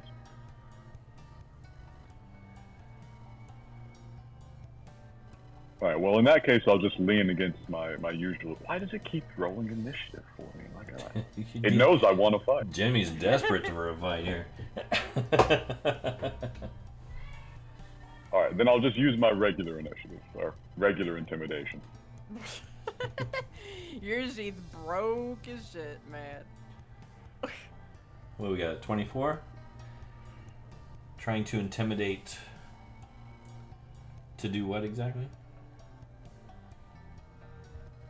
Oh, reroll it for a 26 even, huh? I like the 26 better. So, Jimmy is tired of everybody saying he's never seen shit. He's seen some shit. I have seen the middle of the universe. I've seen creatures that eat gods and goddesses as a light snack, and I put a hole in one of them. I have sunk a god to the bottom of the ocean after it killed me a couple times. Prove it. Show me. Come on. Everybody really thinks that I'm not gonna kill him. I don't know. They've all been wrong so far. She looks at you with a raised eyebrow. She says, I suppose you have been on quite an adventure. What you say is not too far embellished from the truth. And yet these things you speak of, are just mortal perceptions. Do you really wish to do battle with me?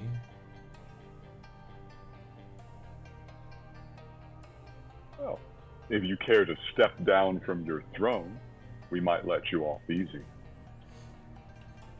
She takes the quill in her hand and kind of brushes her fingers along the spine of the quill. She says, I took this from my brother. Do you know what it is? Oh, neat. I've got one of those too. Oh, not like this. I peeled this out of Goyne's dead fingers. This was his quill.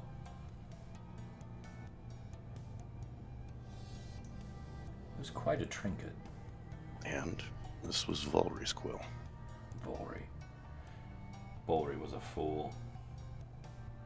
So easily manipulated.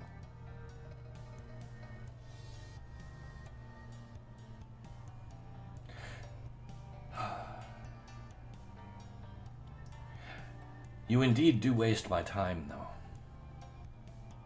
I have made... What?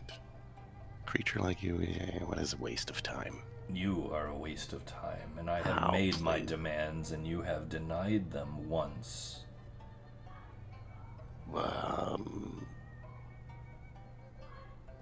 Do you think I had no hand in letting you come here?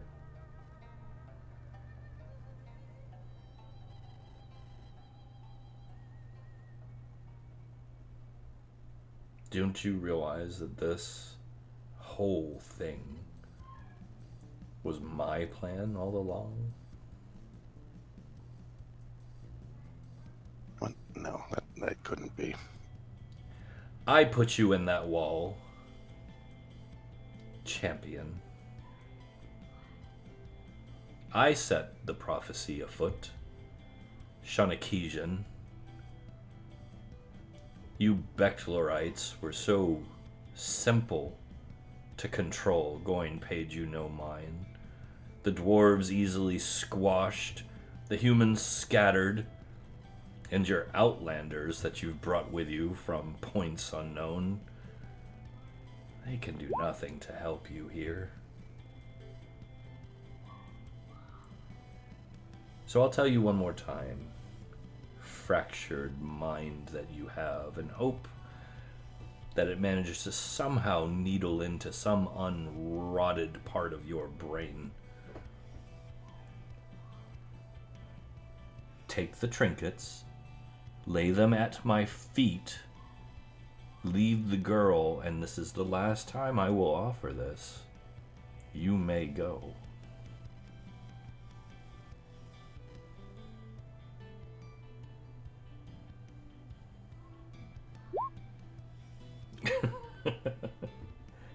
All right, that one was real.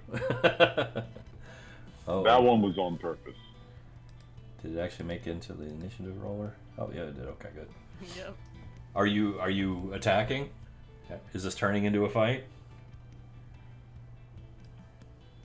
I really wish it wouldn't. I feel like Oh, that's come more on. What Jimmy the hell did you come here for? To not do this? I don't know. talking out. Maybe use our brains. There's no. You think there's a way we can peacefully talk our way out a reason with the person who created the fucking apocalypse? I just don't think we can win a fight with a god. Okay, so you remember that time that you held reality together? You remember that time that you challenged Phaedra and then got down to 1 hit point? Yeah, that's fine. You just give me a minute, all right? We got tears for that. It'll be okay. So you remember that time you held reality together? There's a bigger Reality is battery not right there. fighting Just actively don't back against me. don't hold it back don't hold it together this time. I'm gonna re-blight Cairne. I don't think you understand. I'm gonna call it down on her. I don't think you understand what that means. I mean, yeah, we all die too. And the moon probably blows up. 2? But at least it's not in one of the civilized centers. At least we're not knocking out a population center this time. Do you have a better idea? I just don't think this is necessary. All right, fine. As agreed upon, I'll take your heads. All right, well. I just don't think this is the plan. I don't think this is the caution you just advised. It's not, actually, because her voice seems oddly familiar. For reasons that have yet to be explained. Okay. Alright.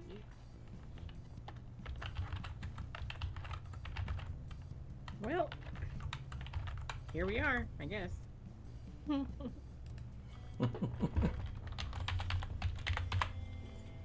All right.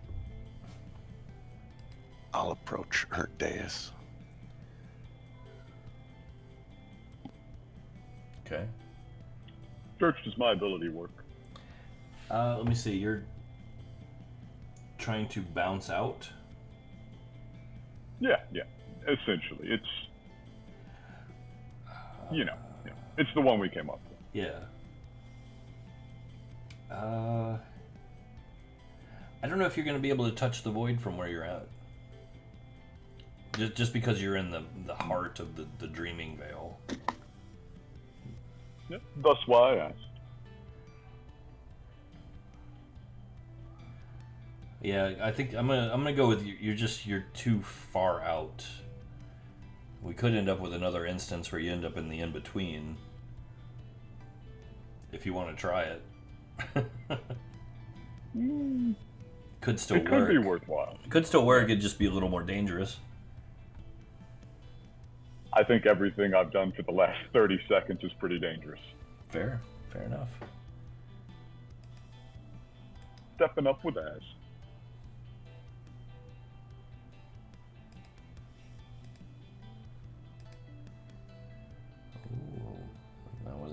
tied to her. There we go. Alright. Now I'm just rolling this because he rolled, so it's done if I need it.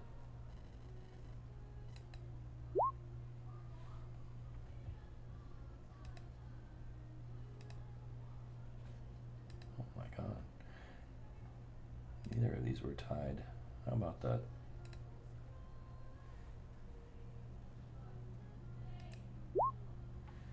Alright. Okay. Very nice. Alright, so Az and Jimmy have stepped up to the edge of the dais. You do feel the overwhelming power emanating off of her. You've been in a lot of situations where you've come close to aspects and forms and developing divinity, but this is something different. This is an ancient deity in the flesh. You can feel it. She's watching you.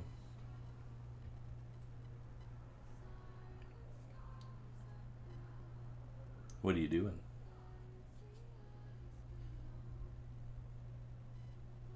I'll give that courtesy of first action. She's waiting for you to put the relics down.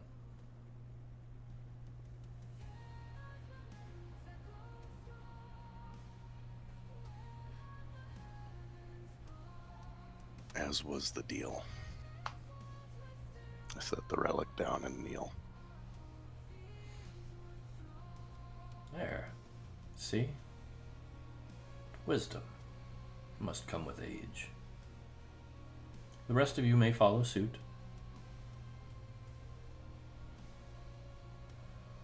I look down at Az. Rare opportunity, given the man's height.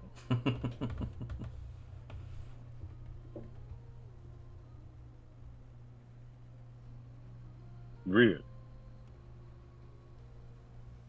What? Why do you think I came this whole way?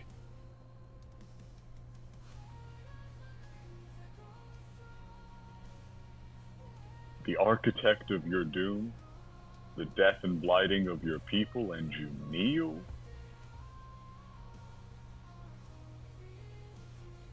Yeah. She made a good deal.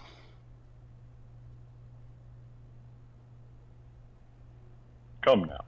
I go back on those all the time.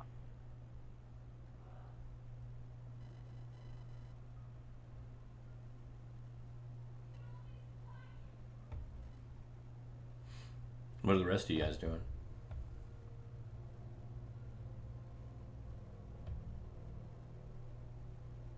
As was agreed upon, I take your heads.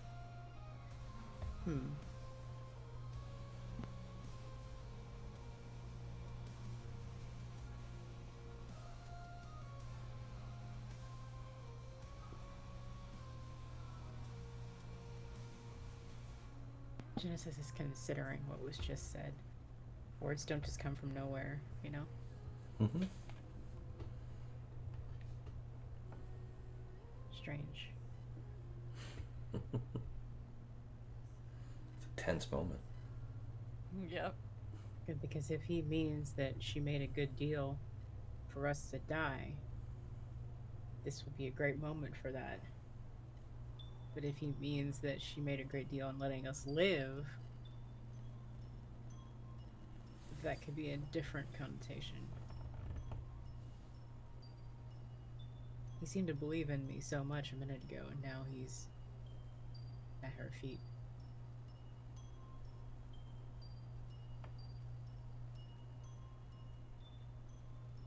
Strange.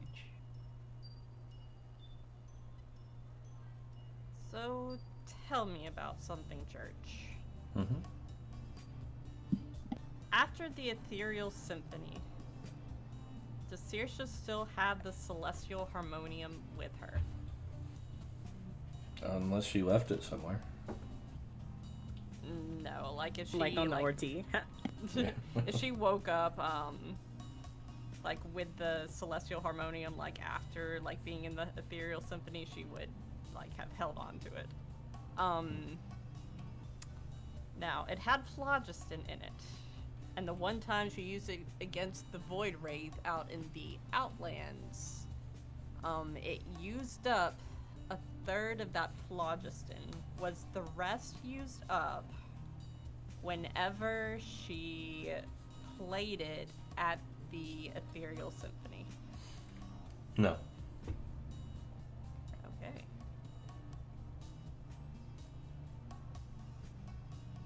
Saoirse's going to take that out and have it at the ready. Okay. She is contemplating All right. an action. Okay. If go ahead and give me an initiative roll, just so it's there, just in case. In fact, everyone can, just in case. Just in case. This does not assure combat, nor does it negate it.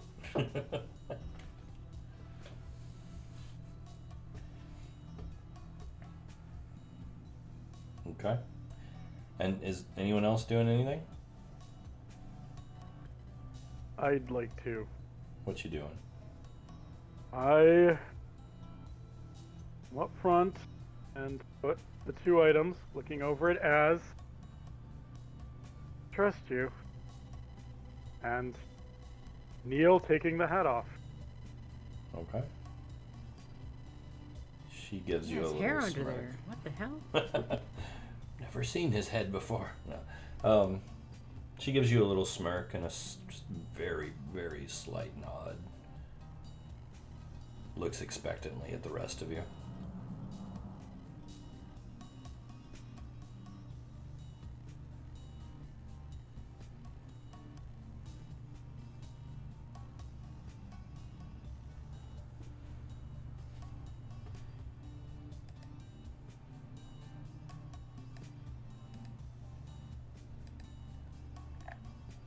Anyone else? Everyone's so shy all of a sudden. We're all a little nervous. Oh, I'm sure it's fine. Don't worry. Really, I mean... Now he's stepping in.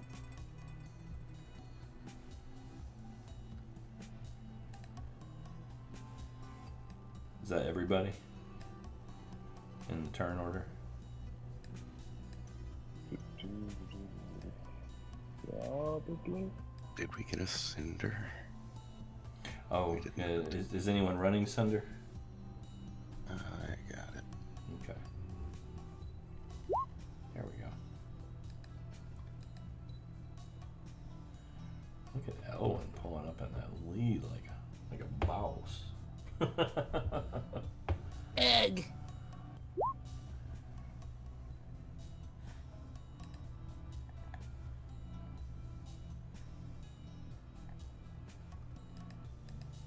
All right. So I believe that's everyone. Yes. May I make a forcing action? Sure. Well, nobody else is doing anything right now, so go ahead. I look at the guys. I say, you should learn not to be afraid of gods. I would like to leap into the air and slice Goin's quill out of her hand. Okay. I'm sure it's a ways up. I bet the boots of striding and springing will help with that. You're gonna try and snatch Goin's quill? Slice, so I was going to make an attack roll, but yeah, your choice. Whatever you think's feasible. Oh, okay. All right. So as you leap, your normally just lightning reflexes feel like they're slow. And you see her eyes lock onto you and watch you as you ascend through the air, weapon moving, and you feel like you're just like in a dream, slow motion. And before your sword even makes it halfway through the arc, She blips. And you come down hard on your feet, whiffing.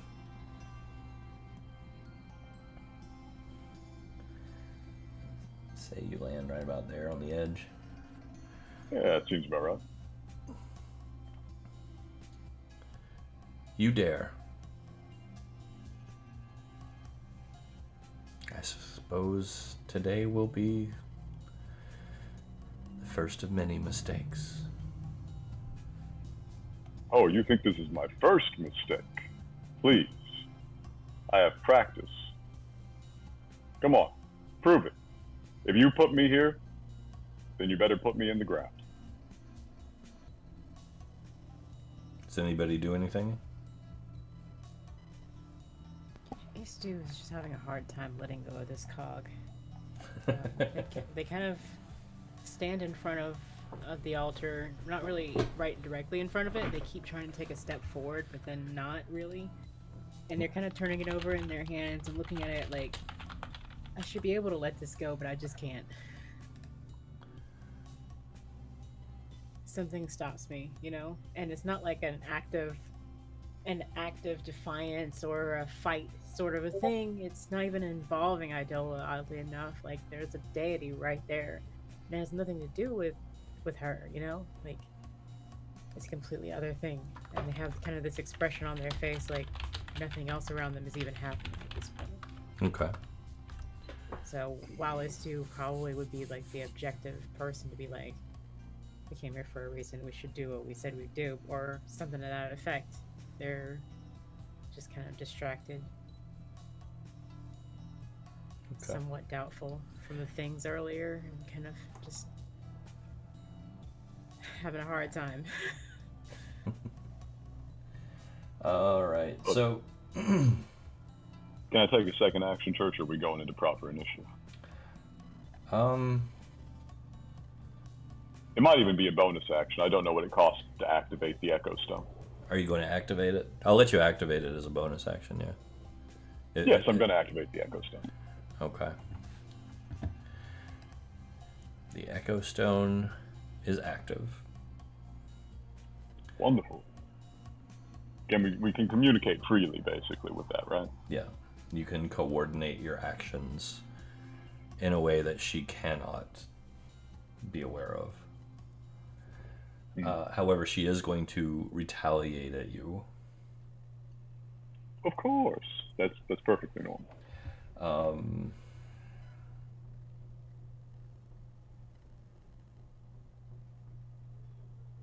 Jesus. Do I want to hurt you, or do I want to really, really inconvenience you? Ooh. Decisions that a DM loves to make.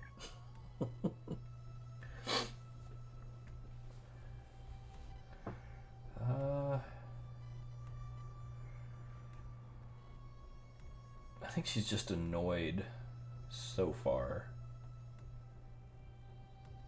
So let's do 1, 2, 3, 4, 5, 6. Dang. Well, some of those do miss. Well, that's good.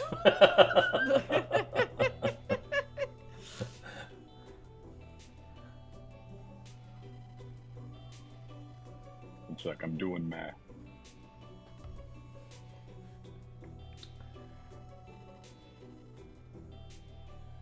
And then she is going to bonus action.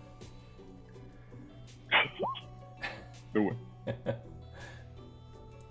And take on a shimmering shape, almost intangible shadow,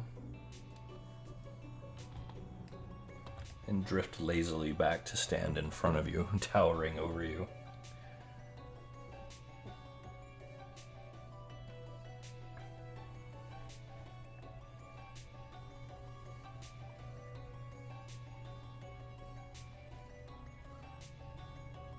I'll walk over and grab Jimmy by the collar and the belt. and heave him over toward the back of the door, like toward the door. I am still up. Shockingly. Are you hurt? Like bloodied or? Below half health? Hell, fuck yeah, I'm below half health. Come on, man. So she hit you pretty hard, is basically, and everyone saw it. It was just this rapid fire of these like wisps of shadow that just came out of her. It's just wow, wow, wow, wow, wow, wow. And Jimmy's like, what? I spit some blood out on the ground. What happened? All right, and as you are grabbing Jimmy, you said? Yep. I'm gonna jump up and pull him down off the dais. Yeah, I'm a little hard to grab, brother. I'm a bouncer, throw you out of here. Okay. You're a bouncer, throw you out? Is that what you said? Like, Az is the bouncer of the club. I tell you what, just so this doesn't get crazy, like chaotic, let's go into initiative. Okay.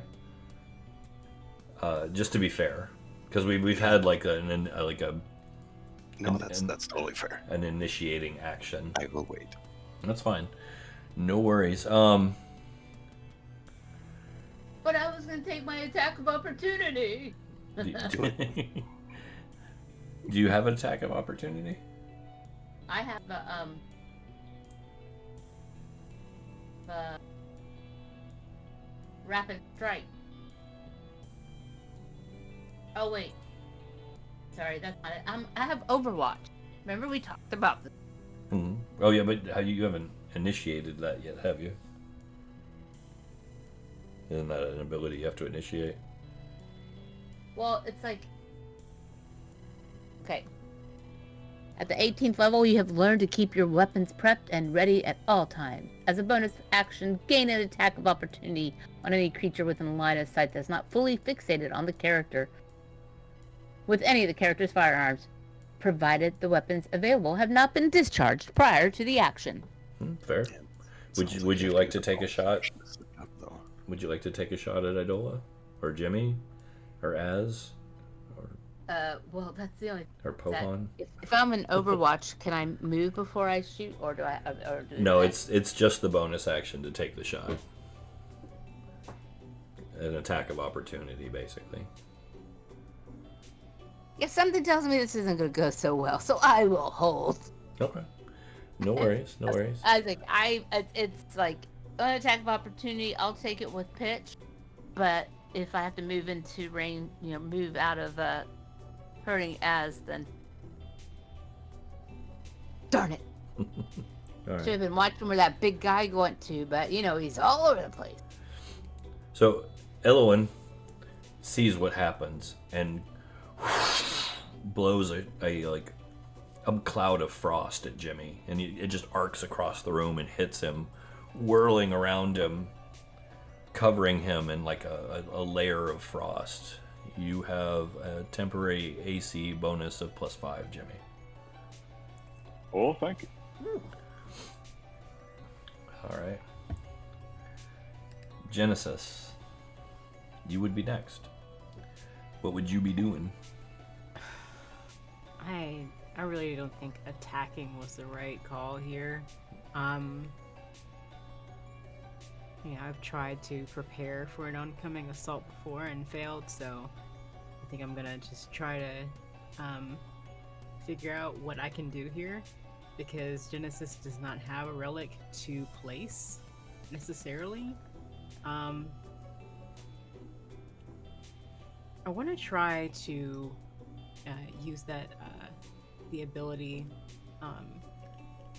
that's kind of listed in the Mentalist's ability list. It's probably not going to work, but I do want to kind of attempt to obscure Genesis's existence from Idola a little bit more, even though she's not focusing on me right now. Just kind of fade into the background, like just kind of a casual plebeian sort of a citizen that's just randomly there, right? Okay. No, I get what you're trying to do. Be inobtrusive mean- to the point of near invisibility. Yeah, I mean, this whole relic situation has nothing to do with Genesis because Genesis has never held one of these except the bowl to give it to Wilhelm, Mhm. and that's it. That's So fine. it's like, okay, well, do I really even belong in this situation right now? Like, You're good. All right. Is that it for Genesis? I think so. Okay. Good deal. Is2. Look at you with the massive rolls. Go on with your bad self. Nice. Oh, wait, we have two Is2s here, don't we? Let me get rid of one of them. Yeah. There we go. Yeah, that's just probably a carryover from the other thing because I did put one on top of the other. Yeah, well, Avoid I confusion. copy pasted tokens. So. In the last area, there were two as well. Was there? So I didn't delete one. I just pasted it over. It's all good. Is2. What are you gonna do? So I've seen Az set the relic down. I've seen Wilhelm set it down as well. We're not engaging in combat with this thing. Okay. So Isu is gonna try to start like walking forward slowly to the dais, not really even looking up at Idola, just walking forward, and I don't know how far that is. Let me measure it.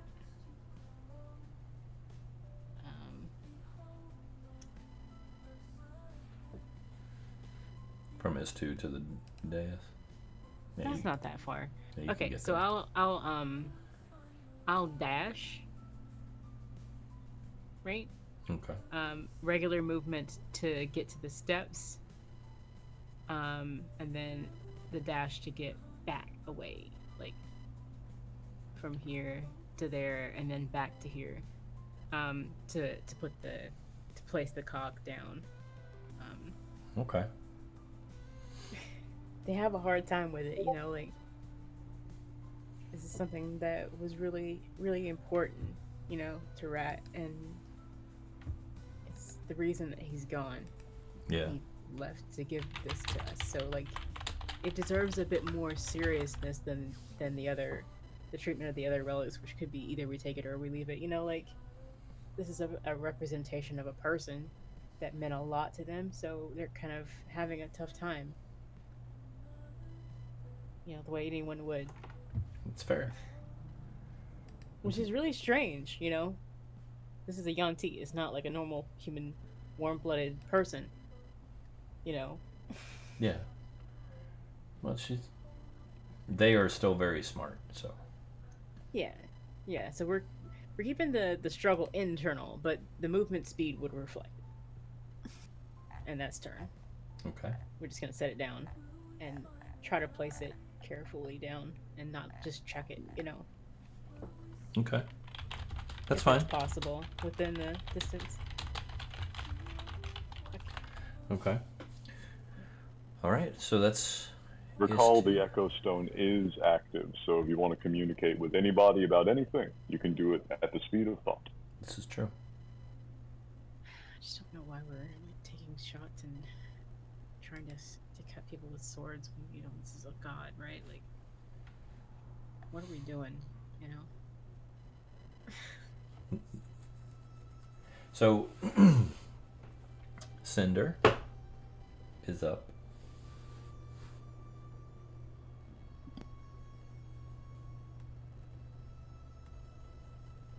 Is this an undead or an aberration of any sort?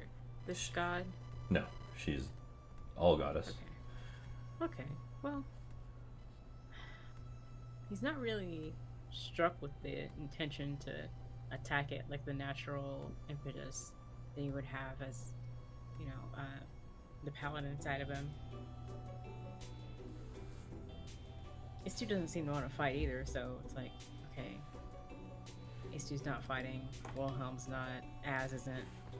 Jimmy seems to be the only one intent on doing it just because he left and this place turned into this.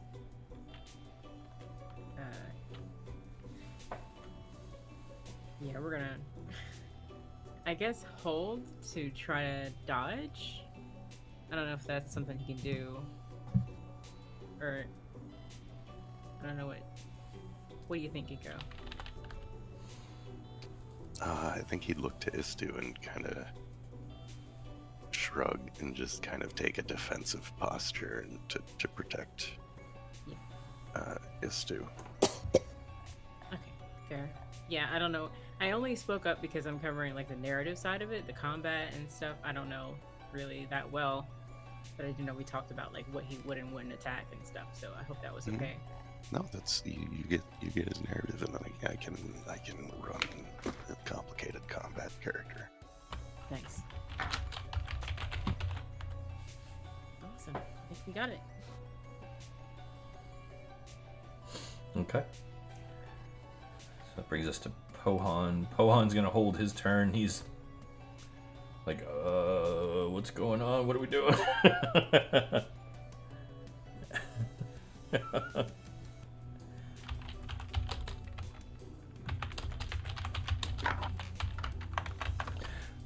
All right. Jimmy. Okay. Over the Echo Stone, to Az. Explain yourself, big man. What are you playing at?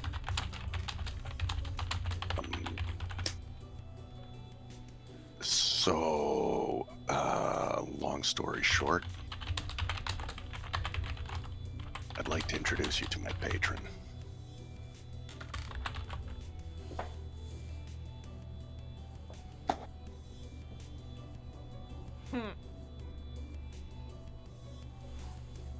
This was the deal. I collect the fragments of divinity and deliver them to her. She gives me a seat at the table.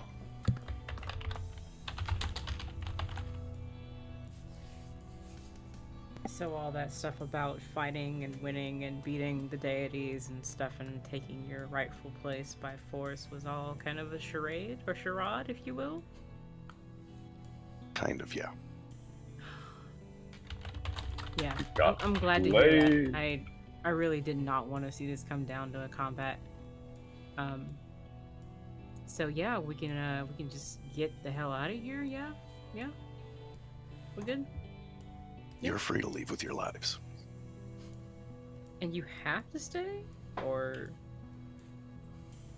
oh, that's the I'll be in table thing. touch. You have to. Okay. Well, I'll be in touch. Some of you have been very friendly and kind and helpful and useful, and will be rewarded in kind.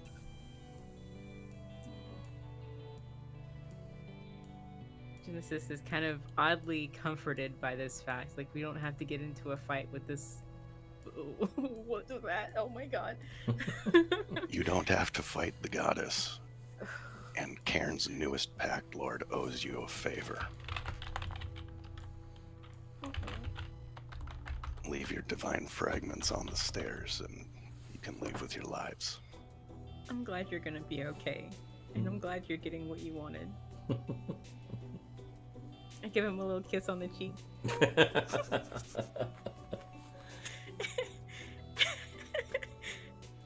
Maybe even like the little French thing, you know, like. All right, cool. I don't know. I feel like kind of out of place here. Like, I don't know if I'm capable of determining what was or wasn't the cause of all this stuff that's around us. Like, this is the way that the world's always been, right? You're talking about Genesis or Istu? Genesis. So Genesis, this is all Genesis knows, right? Like, well, lights, everything. I mean, yes and no. Idola's treachery was played out on the mosaic floor as you came in. She's quite proud of it. I mean, I got some treachery of my own I could show off, but like, that's not necessarily convincing me she's evil or some shit, you know? Like, well, no, I mean, how she reads into that, no, that is entirely up to you. yeah, I mean, if Az made a deal and this is his patron, I'm not gonna do something that would hurt Az, you know? Okay, that's fine. Jimmy, You may be a little stupid, but like I don't. No, you're good. Jimmy, did you go? I'm sorry. It looks like the initiative bumped. I don't remember you. The initiative did bump. I haven't taken an action yet. There, I'm sorry. Let me back it up. I don't know what happened there. I just noticed that and I didn't want you to get skipped. I'm sorry. I know you guys. You can keep communicating if you guys are still, because you have the stone going, but I just didn't want you to get skipped. Yeah. No. That's fair. I think everybody needs to take a few seconds to emotionally process Az's betrayal. Well, maybe I'm not so. Maybe I wouldn't have had regrets firing pitch that much.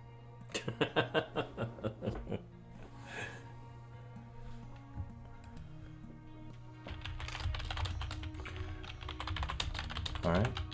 Do you have an action, or do you guys want to keep discussing? Does anybody else want to react or comment? This seems fairly important. I mean,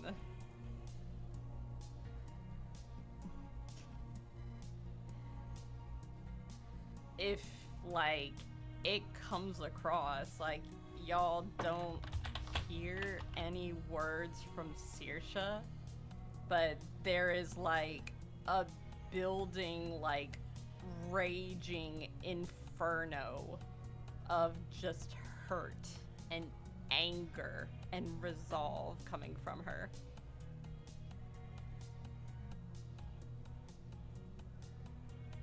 I think that actually Uki is looking to Saoirse react of understanding that the importance of all that. I mean, it is that we are here to follow the prophet as told. So, and at the same time, yeah, definitely, Uki's conflicted because she knows that's the situation, and not to. You're cutting so bad. Yeah, you're cutting out again. Oh, is it okay? Uki is trying to assess the situation in regards to that. This is a betrayal. She's had issues with Az in the past about decisions, and now to learn this, her loyalty has been a bit stronger and longer to Wilhelm, to Saoirse, the rest of the party, and to Kaz more than ever Az. So she definitely not. She's holding her ground, but she's keenly aware of looking for body language in Saoirse, and probably seeing that intensity. Oh, she's getting mad. She's like, in her eyes, you see just like fire, and she is actually like shaking from the anger right now. She big mad. Yeah. All right. That's good. For Jimmy's action, he reaches down with one hand and he takes a few drops onto his fingers from the bowl of tears and just, slurps that. Okay. Heal himself back up. Yep. And then I'm gonna push the out of your skin. We're going to the place between. Okay. Do we need to ask how many is a few, or a few drops? One will do. One drop. Okay.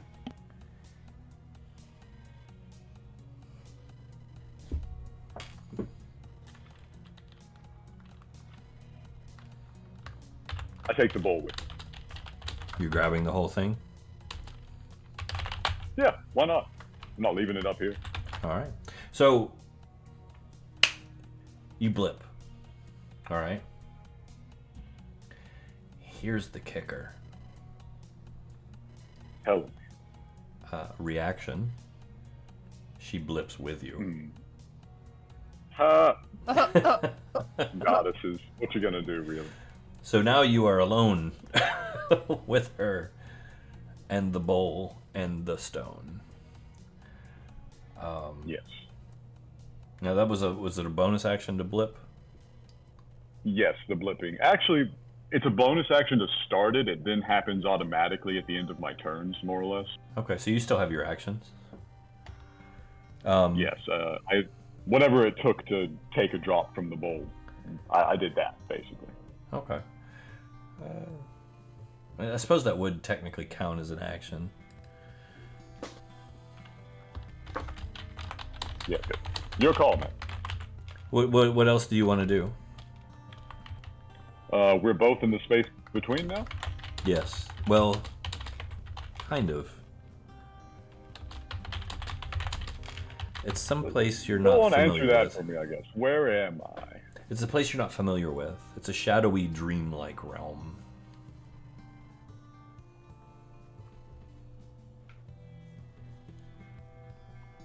Okay. But you don't feel the threatening hostility of some eldritch horror breathing down your neck, as well as her being here, so this could be a boon. No. Just one horror will do, I think. One horror at a time. You gotta pick your battles. No, Jimmy, that's too many battles. Put some battles back. Wow, Jimmy, how come your mom lets you have 2 battles?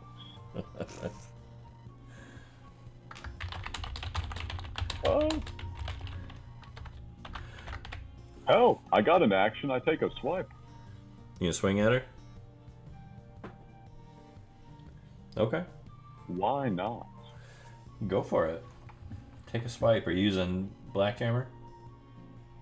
Yeah, I feel like this is an artifact weapon situation. Okay. Oh my god.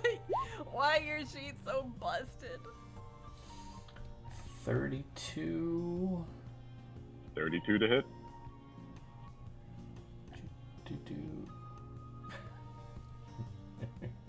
You're gonna hate this. No, actually, Miss? no. You hit. It won't count. As, it won't count as a sneak attack, obviously, but No, that's fair. That was just already ticked. no, that's good. That's good. You actually hit. Was it 10 slashing? 10 slash. So 5 points of damage because of her resistance. Of course. You know what? She's amused. She's going to use a legendary action just to pop you in the mouth in return. Just to spice it up a little bit. Miss. Did she? Oh, nice. So you narrowly duck out of the way. Whoa.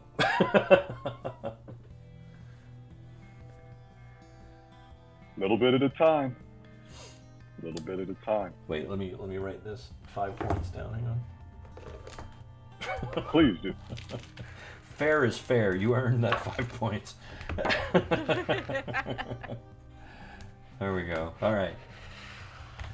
All right. So I take it that's it for you. Yes, that is my turn. Okay. Now it's her turn. Goodness.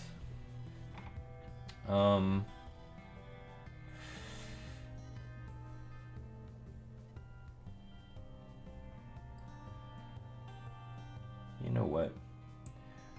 Yeah, she's irritated.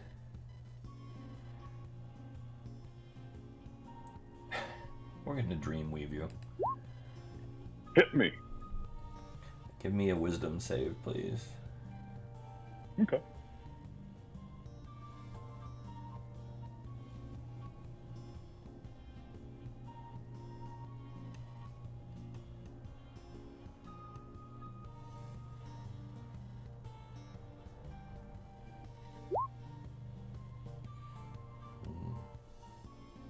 Gonna stick with it, or I'm checking some stuff. I gotta look at my odds on this one. may the odds be ever in your favor. We're gonna stroke a block that one. All right. Make it an immediate 20. Or just win. An insta win. Okay. Yeah. At 20, I pass that. All right. So I guess she'll just beat you up again then. Only 5 attacks though, because she used the Dreamweave. Yes, of course. 1, 2, 3, 4, 5. Oh, I spy it not one. I will legendary action and re-roll the 1. All but one missed. Okay. Was it the one that hit for 65? It was. Okay. I'm going to bring that 65 down a little bit. I got roguish tricks. Okay.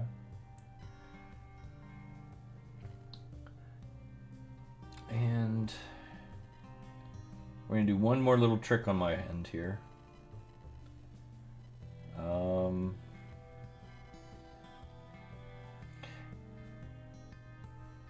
Let's see.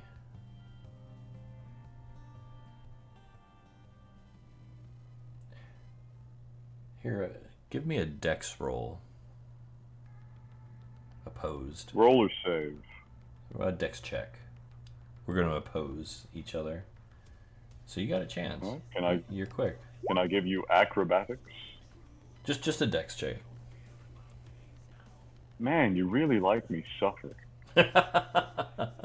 You enjoy turning off half of the game.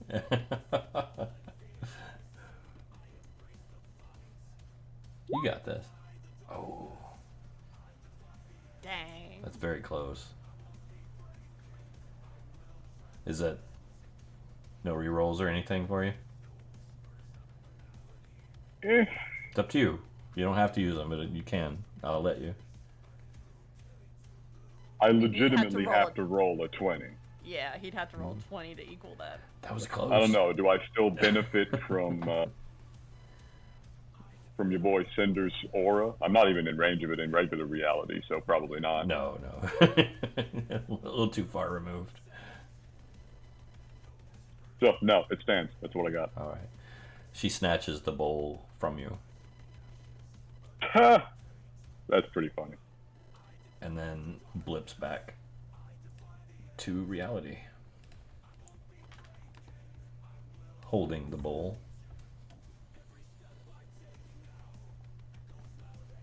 That's it for her. Saoirse, angry Saoirse, what are you doing? So, I want to do something a little creative and a little weird. Okay. So, Saoirse has the crystal harmonium with the phlogiston in its orbs.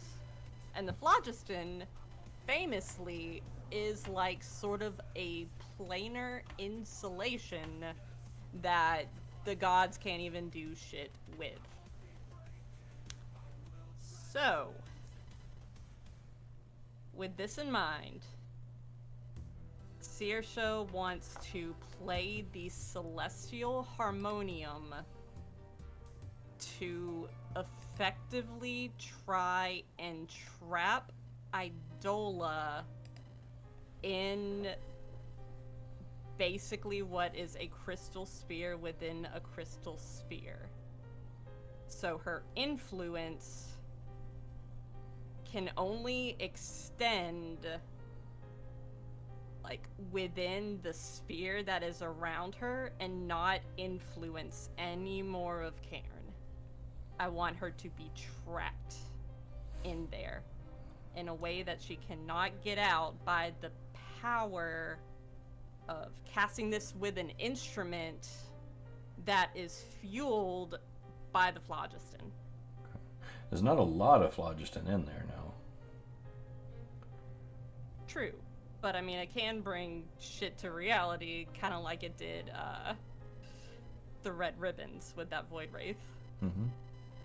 And you're welcome to try, and I won't say it's impossible, but it's unlikely that that'll work. But you can try, and you know the long shots when they pay off, they're huge, right? So. Yeah, I do want to try. Okay. So you're using your musician abilities through this artifact to try and encase her in a bubble trapped by phlogiston. Or just trapped, period. So basically you're trying to pull way. her into the instrument. and trap her inside it. Pokeball? Pokeball? Yeah. I mean, that would kind of work, but yeah, I basically want to bring her influence to nothing in a way that, like, nothing can break this bubble. In fact, Saoirse only wants this bubble to have an opportunity to break at the completion, the fulfillment of all of Bodhi's somnambulist prophecies. Okay.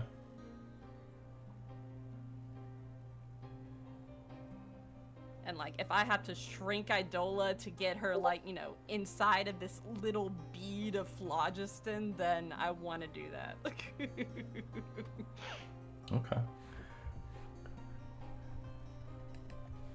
All right, so go ahead and make your roll to start. Okay. Before I do that, I do want to say Bodhi's name and activate the power of the Songstone. Okay. All right. Songstone. You remember what that does, right? +5 to all saving throws for everyone. Yeah. Everybody remember that. No longer including S. That's not an ally. All right. Here we go. 25. That is a very good roll. And you swear it starts to begin to work. But she's going to Remember, try you to can disrupt it. You can throw musician points at it. You can. I mean, we never used musician points with musicians. They never had that. Well, But, I mean... I'm going to hit you with something as you attempt this. I'll use a legendary action. All right.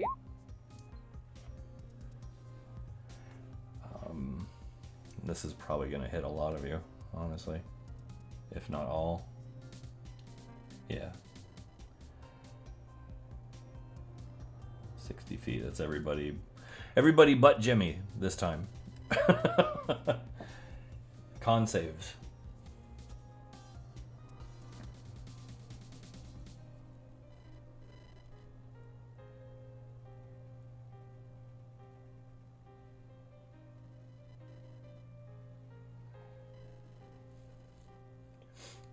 Wow, look at that. Made it. Well, no, that actually auto passes since I rolled a nat 20.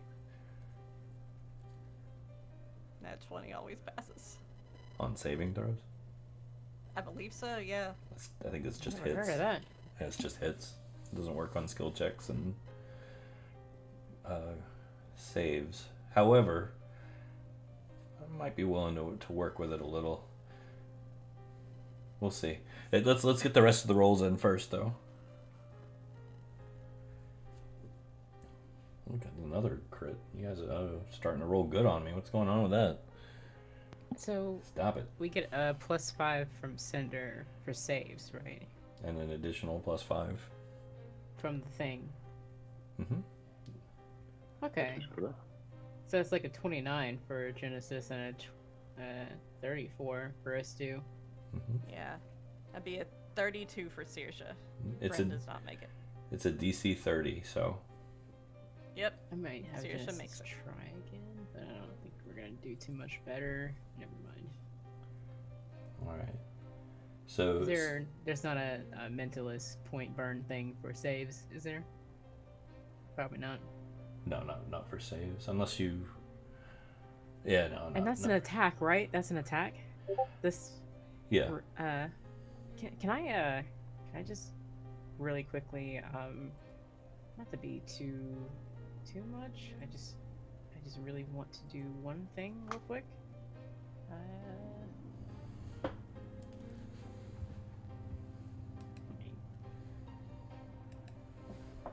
Oh, Since it's an attack.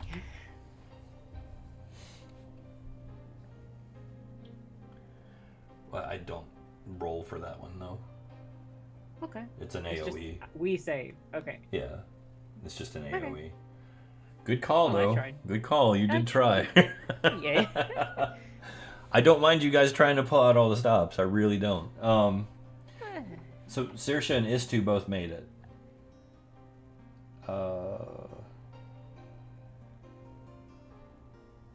Actually, Snacks, I think you made it too, because that should have been a plus 10 total. Mm-hmm. Yes. So, And okay. me. All right. So, yeah, that's a little bit better. So, let me get this damage. It's a Brent's D8. probably gonna be Oop, knocked out. not one. Not one. Ignore that. This Yeah, it's advanced, 14. It's not 1. Yeah. this advanced dice roller is not very advanced. Alright, here we go. So 65 Oh! halved if you made it. So Snacks, Saoirse, and Istu take half that. Round in your favor. Everyone else takes the full amount and is pushed back to the wall. So Saoirse made it. Wilhelm, did you roll? Yeah, you did. Yeah, Okay. Wilhelm got pushed and you- took full. You got pushed. Az, did you make it? I didn't roll. Do I need to? Well, no, you're submitting. She'll exclude you. I mean, Wilhelm was also technically.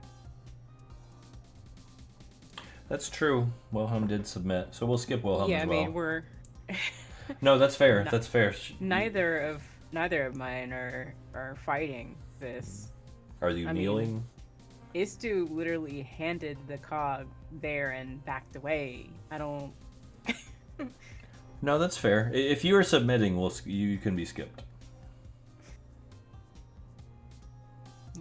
No fakesies, though. I mean, why? Why would I fight this being? Why? We're no not gonna win. fakesies. Okay. So no. 6 attacks? I'm sorry. No. So. Yeah, move yourself back if I moved you, and you are submitting. And of course, no damage. But the rest of you, yeah, still the same. There was a little more space between Wilhelm and Az. Was there? There. Like. All right. So, is that it for you, Saoirse? So her action got interrupted by Idola's legendary action. It interrupted the playing, yeah, because you took a sizable chunk of damage. I'll tell you what. You know what? I'm gonna be really nice. Give me a con save. Let's see if you can maintain your playing. Okay.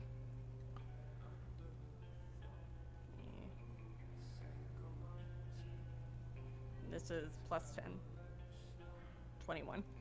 Not quite. Not quite. Yeah, so it disrupts your playing, but you held on to the instrument, you held your ground, you took half damage, so Yeah.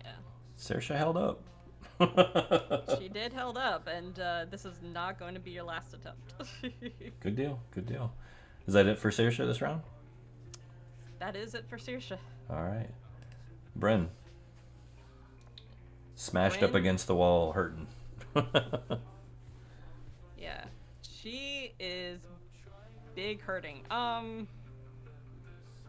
You know, you've given me the ability to use bardic inspiration to, like, you know, give people spell slot back. Can I use that on myself? I don't see why not.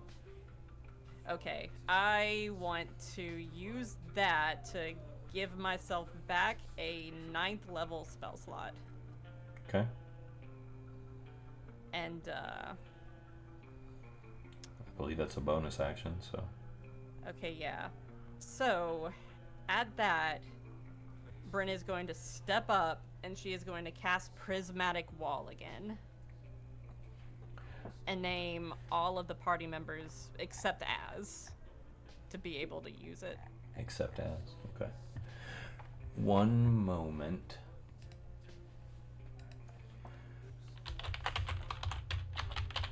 gotta check something real quick.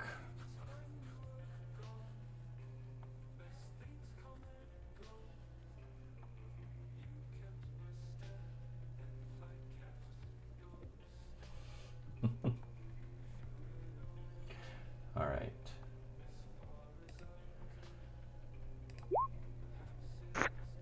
Jesus Christ. She is a spellcaster. Biggest level counter spell. I'm actually really relieved that she did that. All right. Why? Because if she didn't, I would have. So Why would you have? Because all of Master Miss's characters are currently committed to not fighting the goddess. It's just a wall of protection. let's see. That was, it said it was a level 9, right? Yeah. I still want to give you a fair roll. So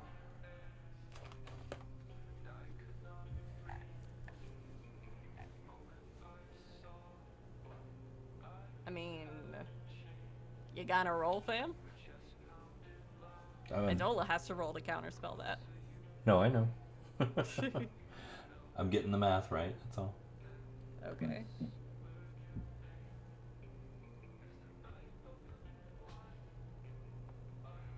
So the DC for that is 10 plus the spell's level, right? So 19 19. versus my spellcasting ability. Okay. Which, if your bonus isn't 19 on its own, I mean, what are you even doing? Yeah, that's...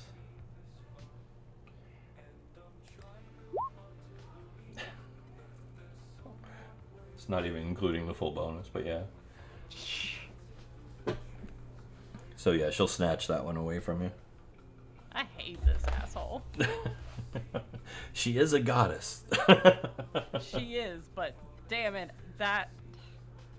Now I don't have a 9th level spell slot. You probably still have more inspirations though, right? I do, but like the ability on that, or the ability to give like back a spell slot was a 1-a-day thing on that item that gives me that ability. Oh, okay. Yeah. Well, So you fucked me hard, man. Don't give up. Is that it for Bren? That's it for Bren, yeah. Alright.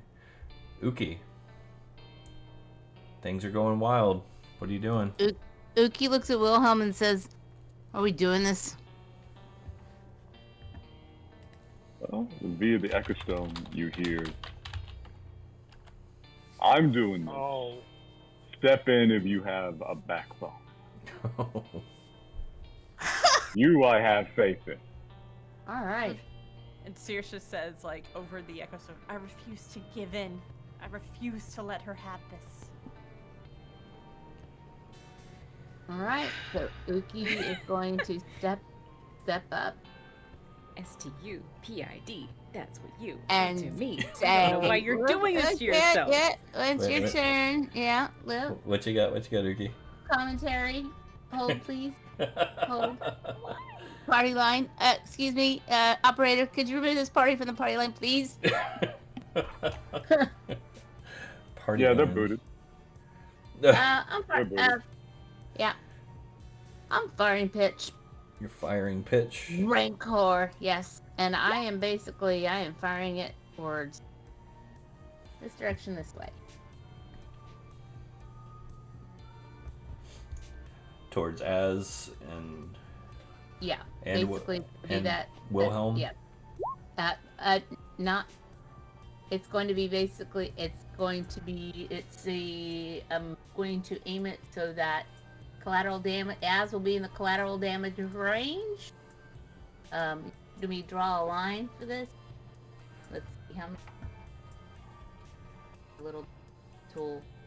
Okay, so it's what is it? 30 by 30-foot cone. 30 by 30. 30 quick time. Oh, it's kind of a wedge that goes out 30 Yeah, feet. so it's like a wedge that sprawls. You don't have to worry about hitting Jimmy. He's currently in the place between, so he's Yeah. not actually there to hit. Okay, I don't know how to draw this. But it should be that it spreads out, so it's like, because I'm not aiming at I'm aiming it's her. Oh, okay. That's not how the cone's supposed to be. Did I draw that myself? No, but if that works for you, it's fine by me. Well, cone's supposed to be, it's not where it's supposed to. As is getting collateral damage. Oh, so you do want to catch Az, is what you're saying? Yes, I am. Well, here. There you go. Thank you. 17. You can Okay. try. Command more was it? Rancor. Yeah. And so then they have to basically roll to. Yeah, you need to make a dex save, Az, to stay out of the fire spread. Get extra.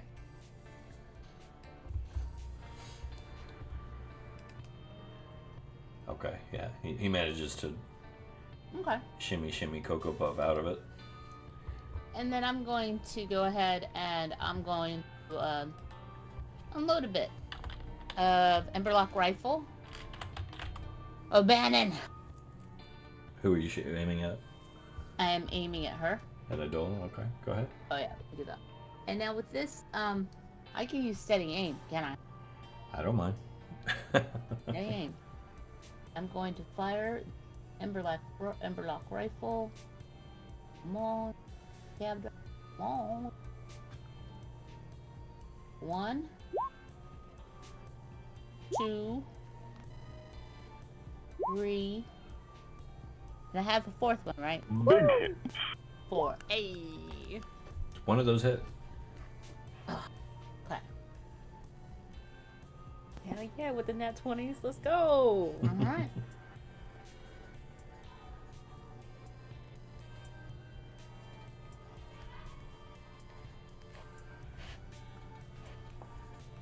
Two. So you have done a total with Jimmy of 27 damage. Okay. In Good total. As the party in total. She pretty much shrugs it off. Jesus Christ. What else would you like to do, if anything? Your call.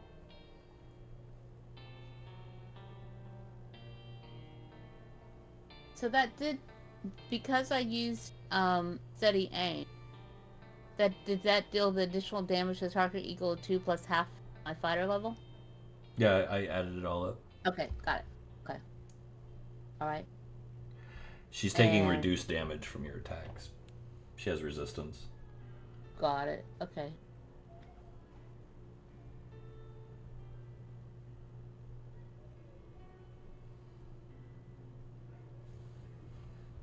Anything else?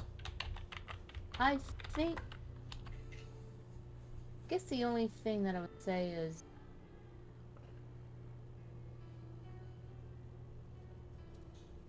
I guess the question I would have is, if I have so with rapid strike, if I have advantage on a weapon attack against a target on my turn, then I forgo that advantage to immediately make an additional weapon attack, same target as a bonus. Does that get me anything in this? You don't have advantage currently. Okay, got it. Nope, that's it. Okay. Wilhelm. Everything's going to doo-doo really fast around you. What are you doing? Wilhelm's broken. The betrayal. He's gonna leave. He's what? He's leaving. Oh, is he leaving? Is he walking out? Yeah. Okay. He's very slowly walking out, and just Okay. he's not angry from Az's betrayal. He's just it He's confused, broken, hurt. Wilhelm, where's your Broken. backbone now? All right. Wilhelm is going to leave.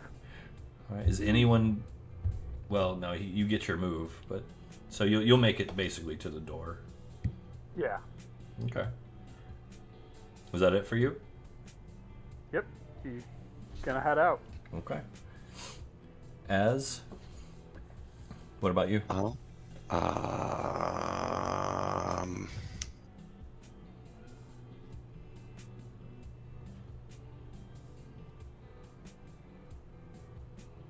stand up and turn around. And I would like to try and give Cousin Eloin a hug. Is this an aggressive hug or a friendly hug? This is a friendly hug. She looks confused. This is an apology hug. Oh, so it's going to be an aggressive hug. Not yet. But yes, maybe. We'll see. This is a friendly hug. All right. Okay. She's, as written, is very innocent. She's very confused by everything that's going on and people fighting against one another and not sure whose side is whose. She will take the hug. I'm sorry. All right. I didn't want it to go like this. Are you doing anything else physically on your turn? After I hug her and apologize, I am going to absorb her. Absorb her? Mm-hmm. She is a beautiful battery.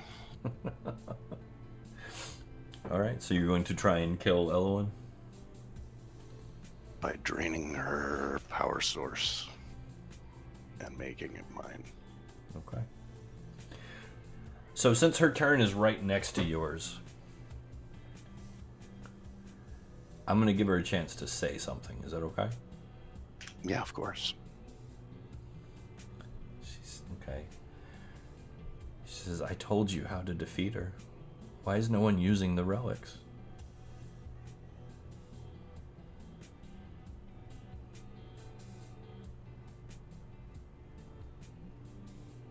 Saoirse will say, over the Echo Stone, Az betrayed us. He's on Idola's side.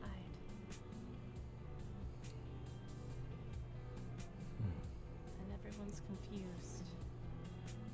They don't want to get hurt.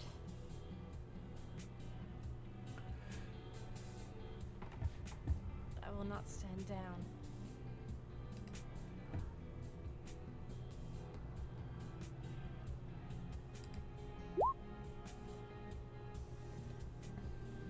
Give me a persuasion roll. Let's see if she believes you. okay, Number to beat is 19.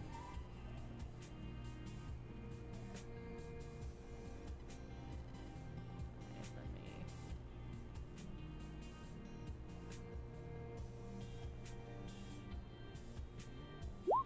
there we go. Okay. Perfect fate. All right, and Az is cut off from... The Echo Stone, yes, I kicked him out. Okay. So he doesn't hear any of this. All right. So her eyes kind of go wide a little bit, and she looks at Az, and you see like a slight look of fear come over her face as she kind of realizes, not exactly, but kind of realizes that Az is not just being nice. And in a moment, she disseminates through the mental connection a tangle of information. The Lyranath will dispel her illusions. The spark will heal you. The tears will protect you. The cog will reveal her true form and keep her in one place. The Songstone will make you more difficult to be harmed, and the Echo Stone keeps us unified. We must work together.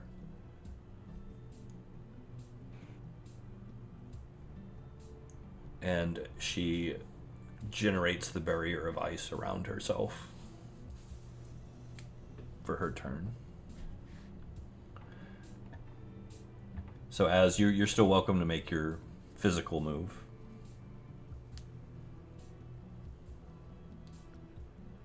Minus the ice, because it's still your turn. My bad. Okay. Minus the ice. She disseminates her information, but I don't want to steal your move. No, it's cool. I'm trying to drain her. Ew. Yeah, the fates aren't on your side there, buddy. That's still a big number, though. Well, isn't that an attack or using your artist ability? I'm using my artist ability to try and drain her mojo. All right. You have anything else you want to use to affect that?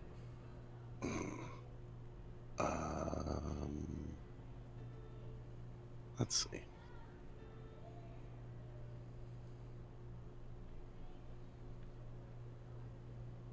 No, Okay. I don't think so. In that case, as she turns it around on you Oh, fun. and begins to leech power off of you, draining your strength.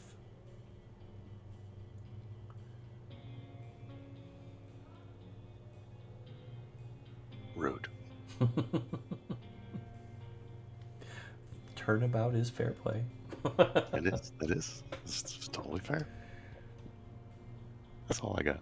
All right. Like I said, she will ice herself.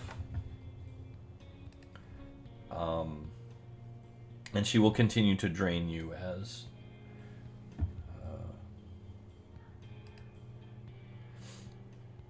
in fact, we're using your power against you, so I'll let you roll for her. How about that? Oh, yeah. You want to try your con save?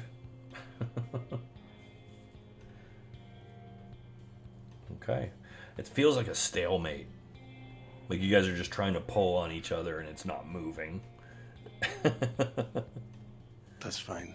That'll work. We're stuck in a magic grapple. Yeah, It at least ties up one tough opponent in the fight. it's like a very artistic wrestling match. It is. All It right. might even be a dance. It's getting there. It's getting there. All right, so that's it for her. Genesis, you're up. Things are going boobies up. Because if I said tits, people would think I was talking about a bird. This is just great. Although boobies are birds too, aren't they? Yes. What have I blue-footed stumbled on? ones specifically. Unfortunately. Oh my god. An avian discovery. I have no idea what the fuck is happening. Okay, so Idola is away in the deep, deep beyond. No, she's back. She's Okay. front and center right up there on the dais. Is Jimmy is back gone. or? Jimmy's still Oh. No, Jimmy's gone. Oh. Oh, okay. So she's back. She's probably angry. gone. She still looks bored, mildly amused. Oh. You know, Genesis is familiar with an expression of disgust. I would love to see if she's affected still by the whole I am not really here deal, right? Her attention is not on Genesis, I will say. Would it be on her if she walked up to the dais? Would you like to try and see? You know, I just want to kind of try to start sneaking over while she's, occupied with other things. And just see if Well- I can just kind of. What was your success roll on your ability? You remember?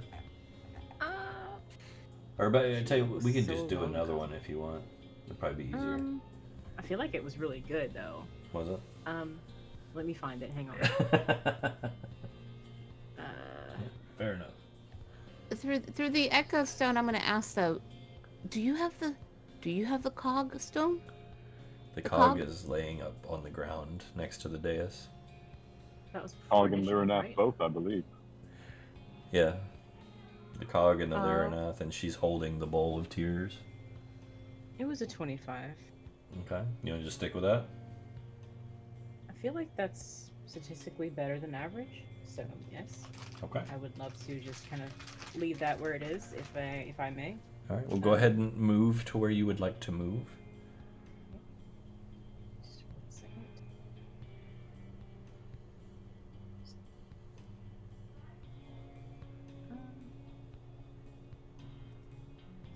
Casually do it this way. Okay. You know. So as you reach the edge of the dais, you notice her eyes shift and lock onto you. Hi.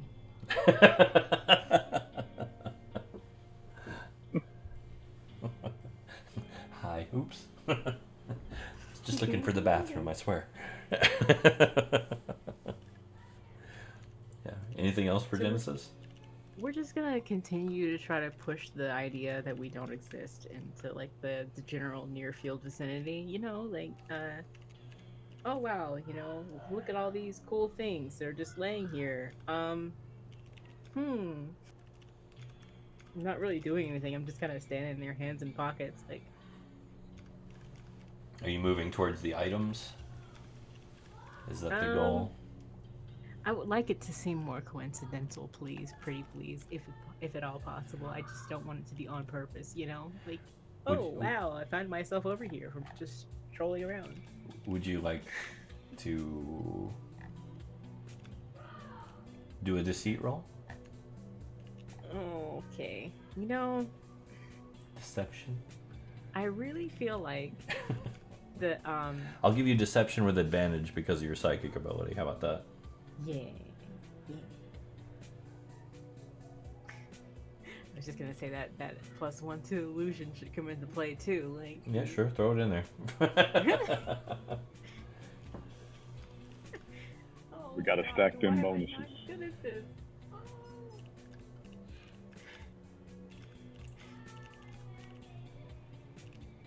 16. I didn't even see that. Okay, great.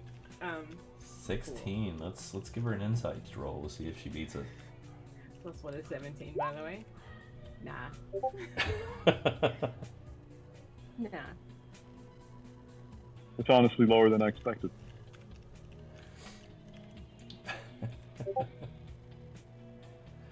All right.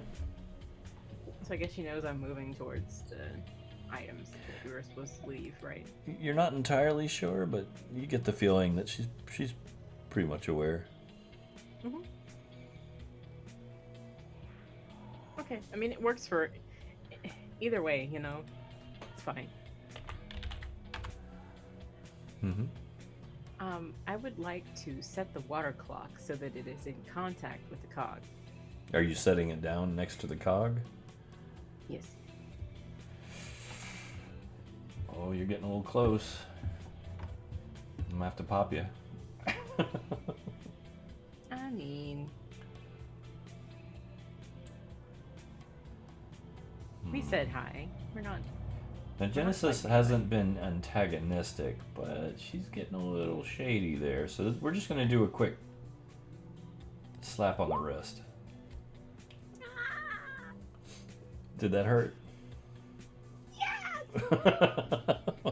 Remember, Genesis has +5 from Elwyn. True. Did she get you?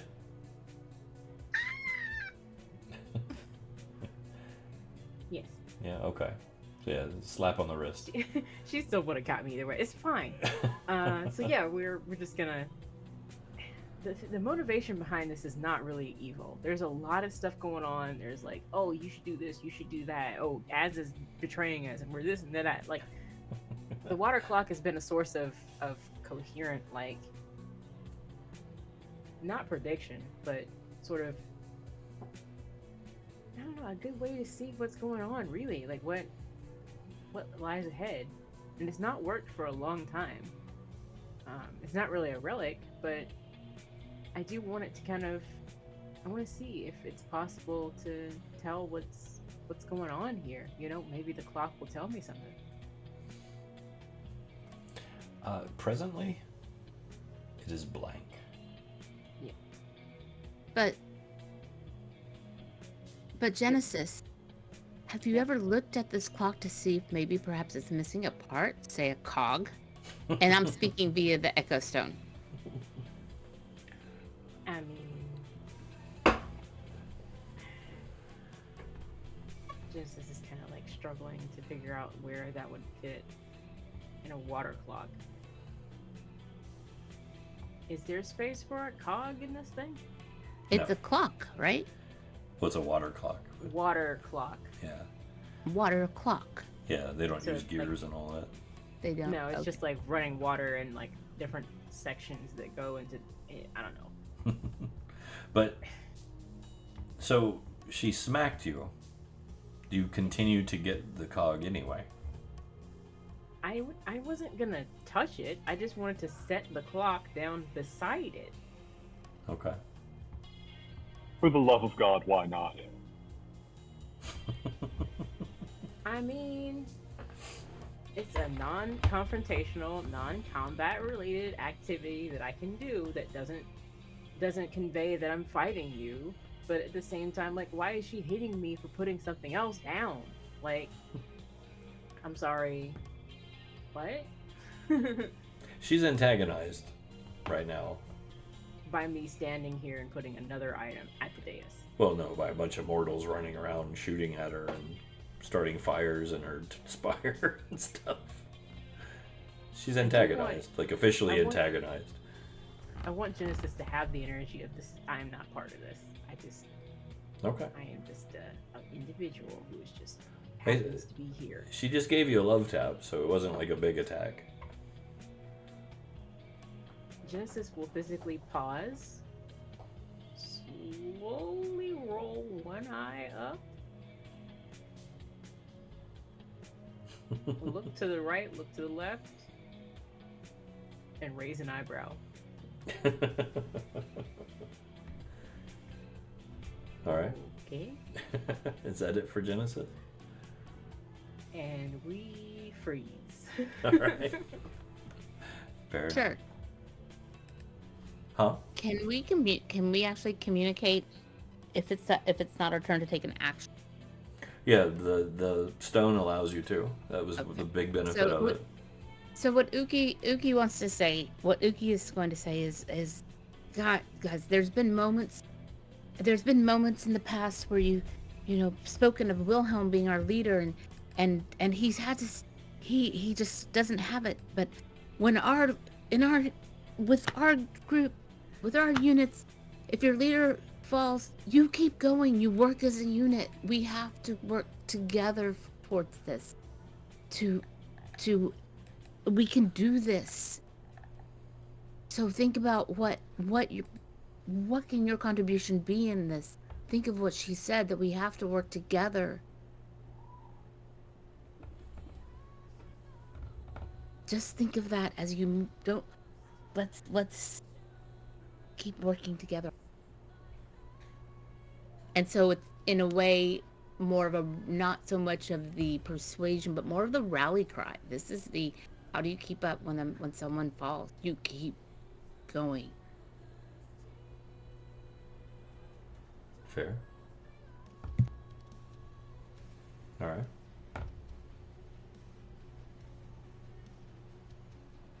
Is2, you have been rallied. What are you doing with it?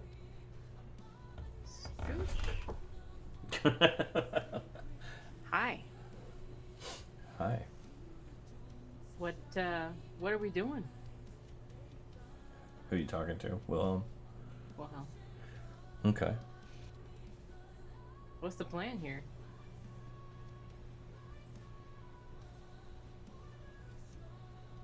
Can't win. Yeah, I know. I say, honestly, I want to fight Az. I don't want to fight a god. I don't want to fight my friends. I'm leaving. Walk out. Figure something out. I don't want to hurt anyone. And there is no way out of this, I see, without hurting someone. If I stand with stand with others, then I'm fighting Az. And I don't want to fight Az, he's my friend. If I stand with Az, and I'm against them, I don't see a way without harming someone I care about, Yeah. And other than just not being. And I'm guessing you guys. Do you guys still take that oath thing? I don't know what the hippocampus oath. I don't know. Hippocratic oath.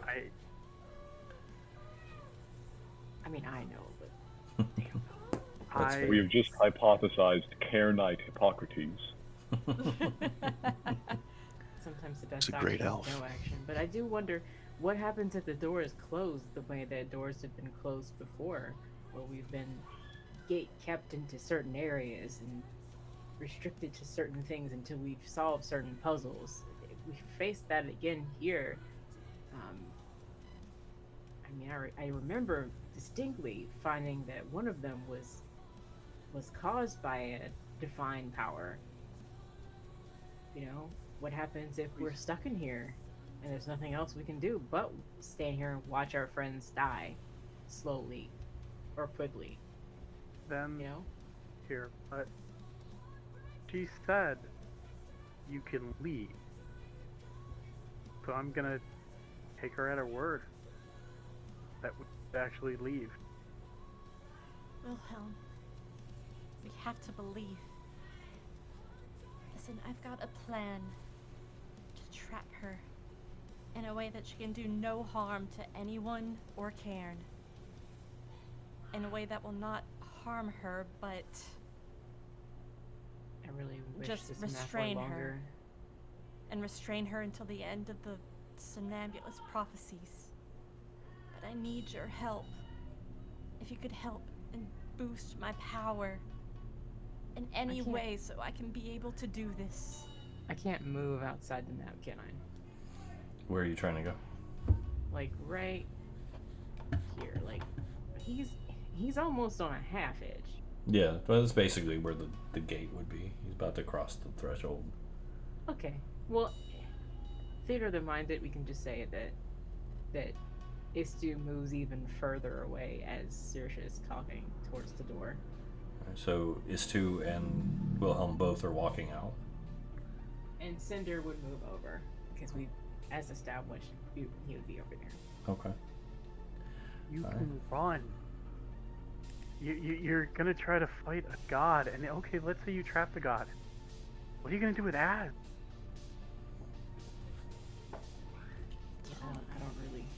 I don't foresee any advantages, but this thing, if it's a deity, it can go anywhere, you know. That's why I wonder what the plan is. Is it the plan just to run and continue running until we run out of Earth or until we run out of Cairne to tread upon, or is it to? I think that's a fair stumble that Istu would make, right? Is it? What planet is Sigil on? I don't even. It's not on any planet. Sigil is kind of its own That's planet. that's in So- character. So we can change it to be like think, right? until we run out of Sigil. I mean, until we run out of Cairne. You're right, right? That'll be the stumble. If we can, if that's okay. I don't. Earth. What? Hey, Alright. So Cinder's moving as well, and is that his turn? Cinder would move because Istu's moving, but he looks at this deity and he's like, nothing in this goddess's aura. It's the undeadness and she's a cause of undeath, right? Who, Adol? Right. I mean, she's been the catalyst for a great deal of it. So on that front, you do kind of want to just take a gun and shoot, but at the same time, you just saw 6 consecutive attacks, and you don't really have a plan for how to do that without way more firepower, which is what Az was trying to work on. But it doesn't look like he's succeeding in even getting that, you know? And his powers aren't like anybody else's either. His power has to come from somewhere, so he needs a source. That's not an action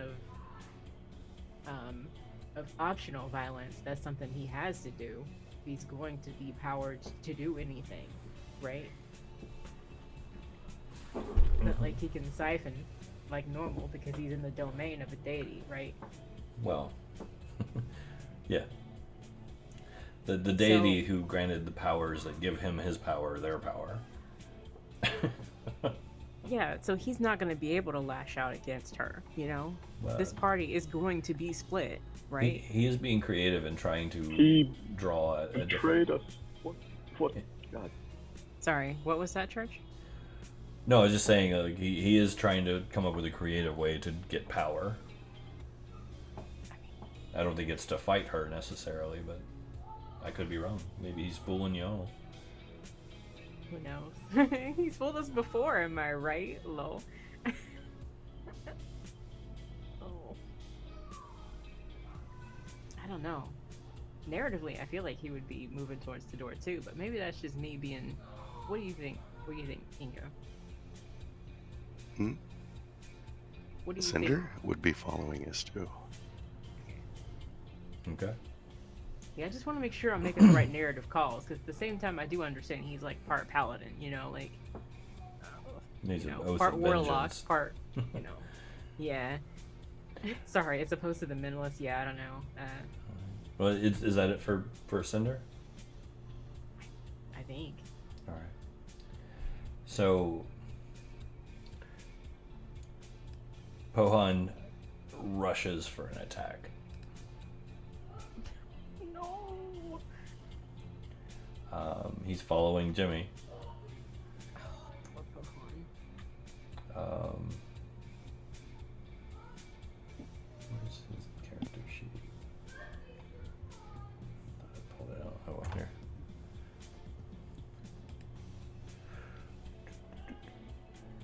Oh, this advanced dice roller is such doo-doo sometimes. 1, 2, 3. Okay. He tried. It's a good attempt. He tried. He's fighting. All right. Jimmy. Back around Hello. to you. So, I'm going to level with you here, Church. Okay. Past midnight my time, currently freezing to death in a hotel room that I cannot control the AC of. And I've got to get up in about 5 hours and then go work 14 hours in an aircraft hangar. And we are not under any circumstances within half an hour of wrapping this up. It depends. We're within about half an hour of getting... No, Matt. No. We're within half an hour of getting maybe like 5, 6 more turns in. We're not even going to finish one full turn order. Yeah, well, like I said, it depends on you guys. You could, but it depends on you guys. Statistically, we can observe the pace of turns. What do you want to This is do? going to be a 3-parter. I would like to try my thing. Okay. So, I ain't making it much longer. In fact, I'd rather call it here and come back to this. This is not a 2-parter. This is a 3-parter. Yeah. Hey, isn't this how this shit all began? Remember when we were like, oh, it's just a one shot? Ah! Yep. Now we can't even finish a finale in one shot. It's freaking Look at it. yo. Look I'll at see it. y'all here every Saturday night until next year. Let's go. Well, see, my next Saturday is taken. So It's already out here making plans. Well, yeah. I canceled plans this Saturday. So we are finishing. If it's a weekday, we can do it a weekday, but Yeah, That's more feasible. yeah, I have work obligations. I Simon already understand. left for his. I understand. But Yeah, I'm just saying, like, my Saturday is taken. So, I say we That's finish fine. on a weekday. okay. If you want to do it on a weekday, you guys work that out. But I want to wrap this up. I can do whichever weekday we want to do. Like I said before, when we were talking about this before, you know, it didn't go anywhere because somebody didn't want to do it. But you know, let's just let me know. I tell you what, let's I mean, it didn't go anywhere Let's- because I set a boundary with my own mental health, but I let's will, like, hey, deny myself a day hey, of meds. stop. I'm gonna take us off the air. We can talk about it. Okay? Okay.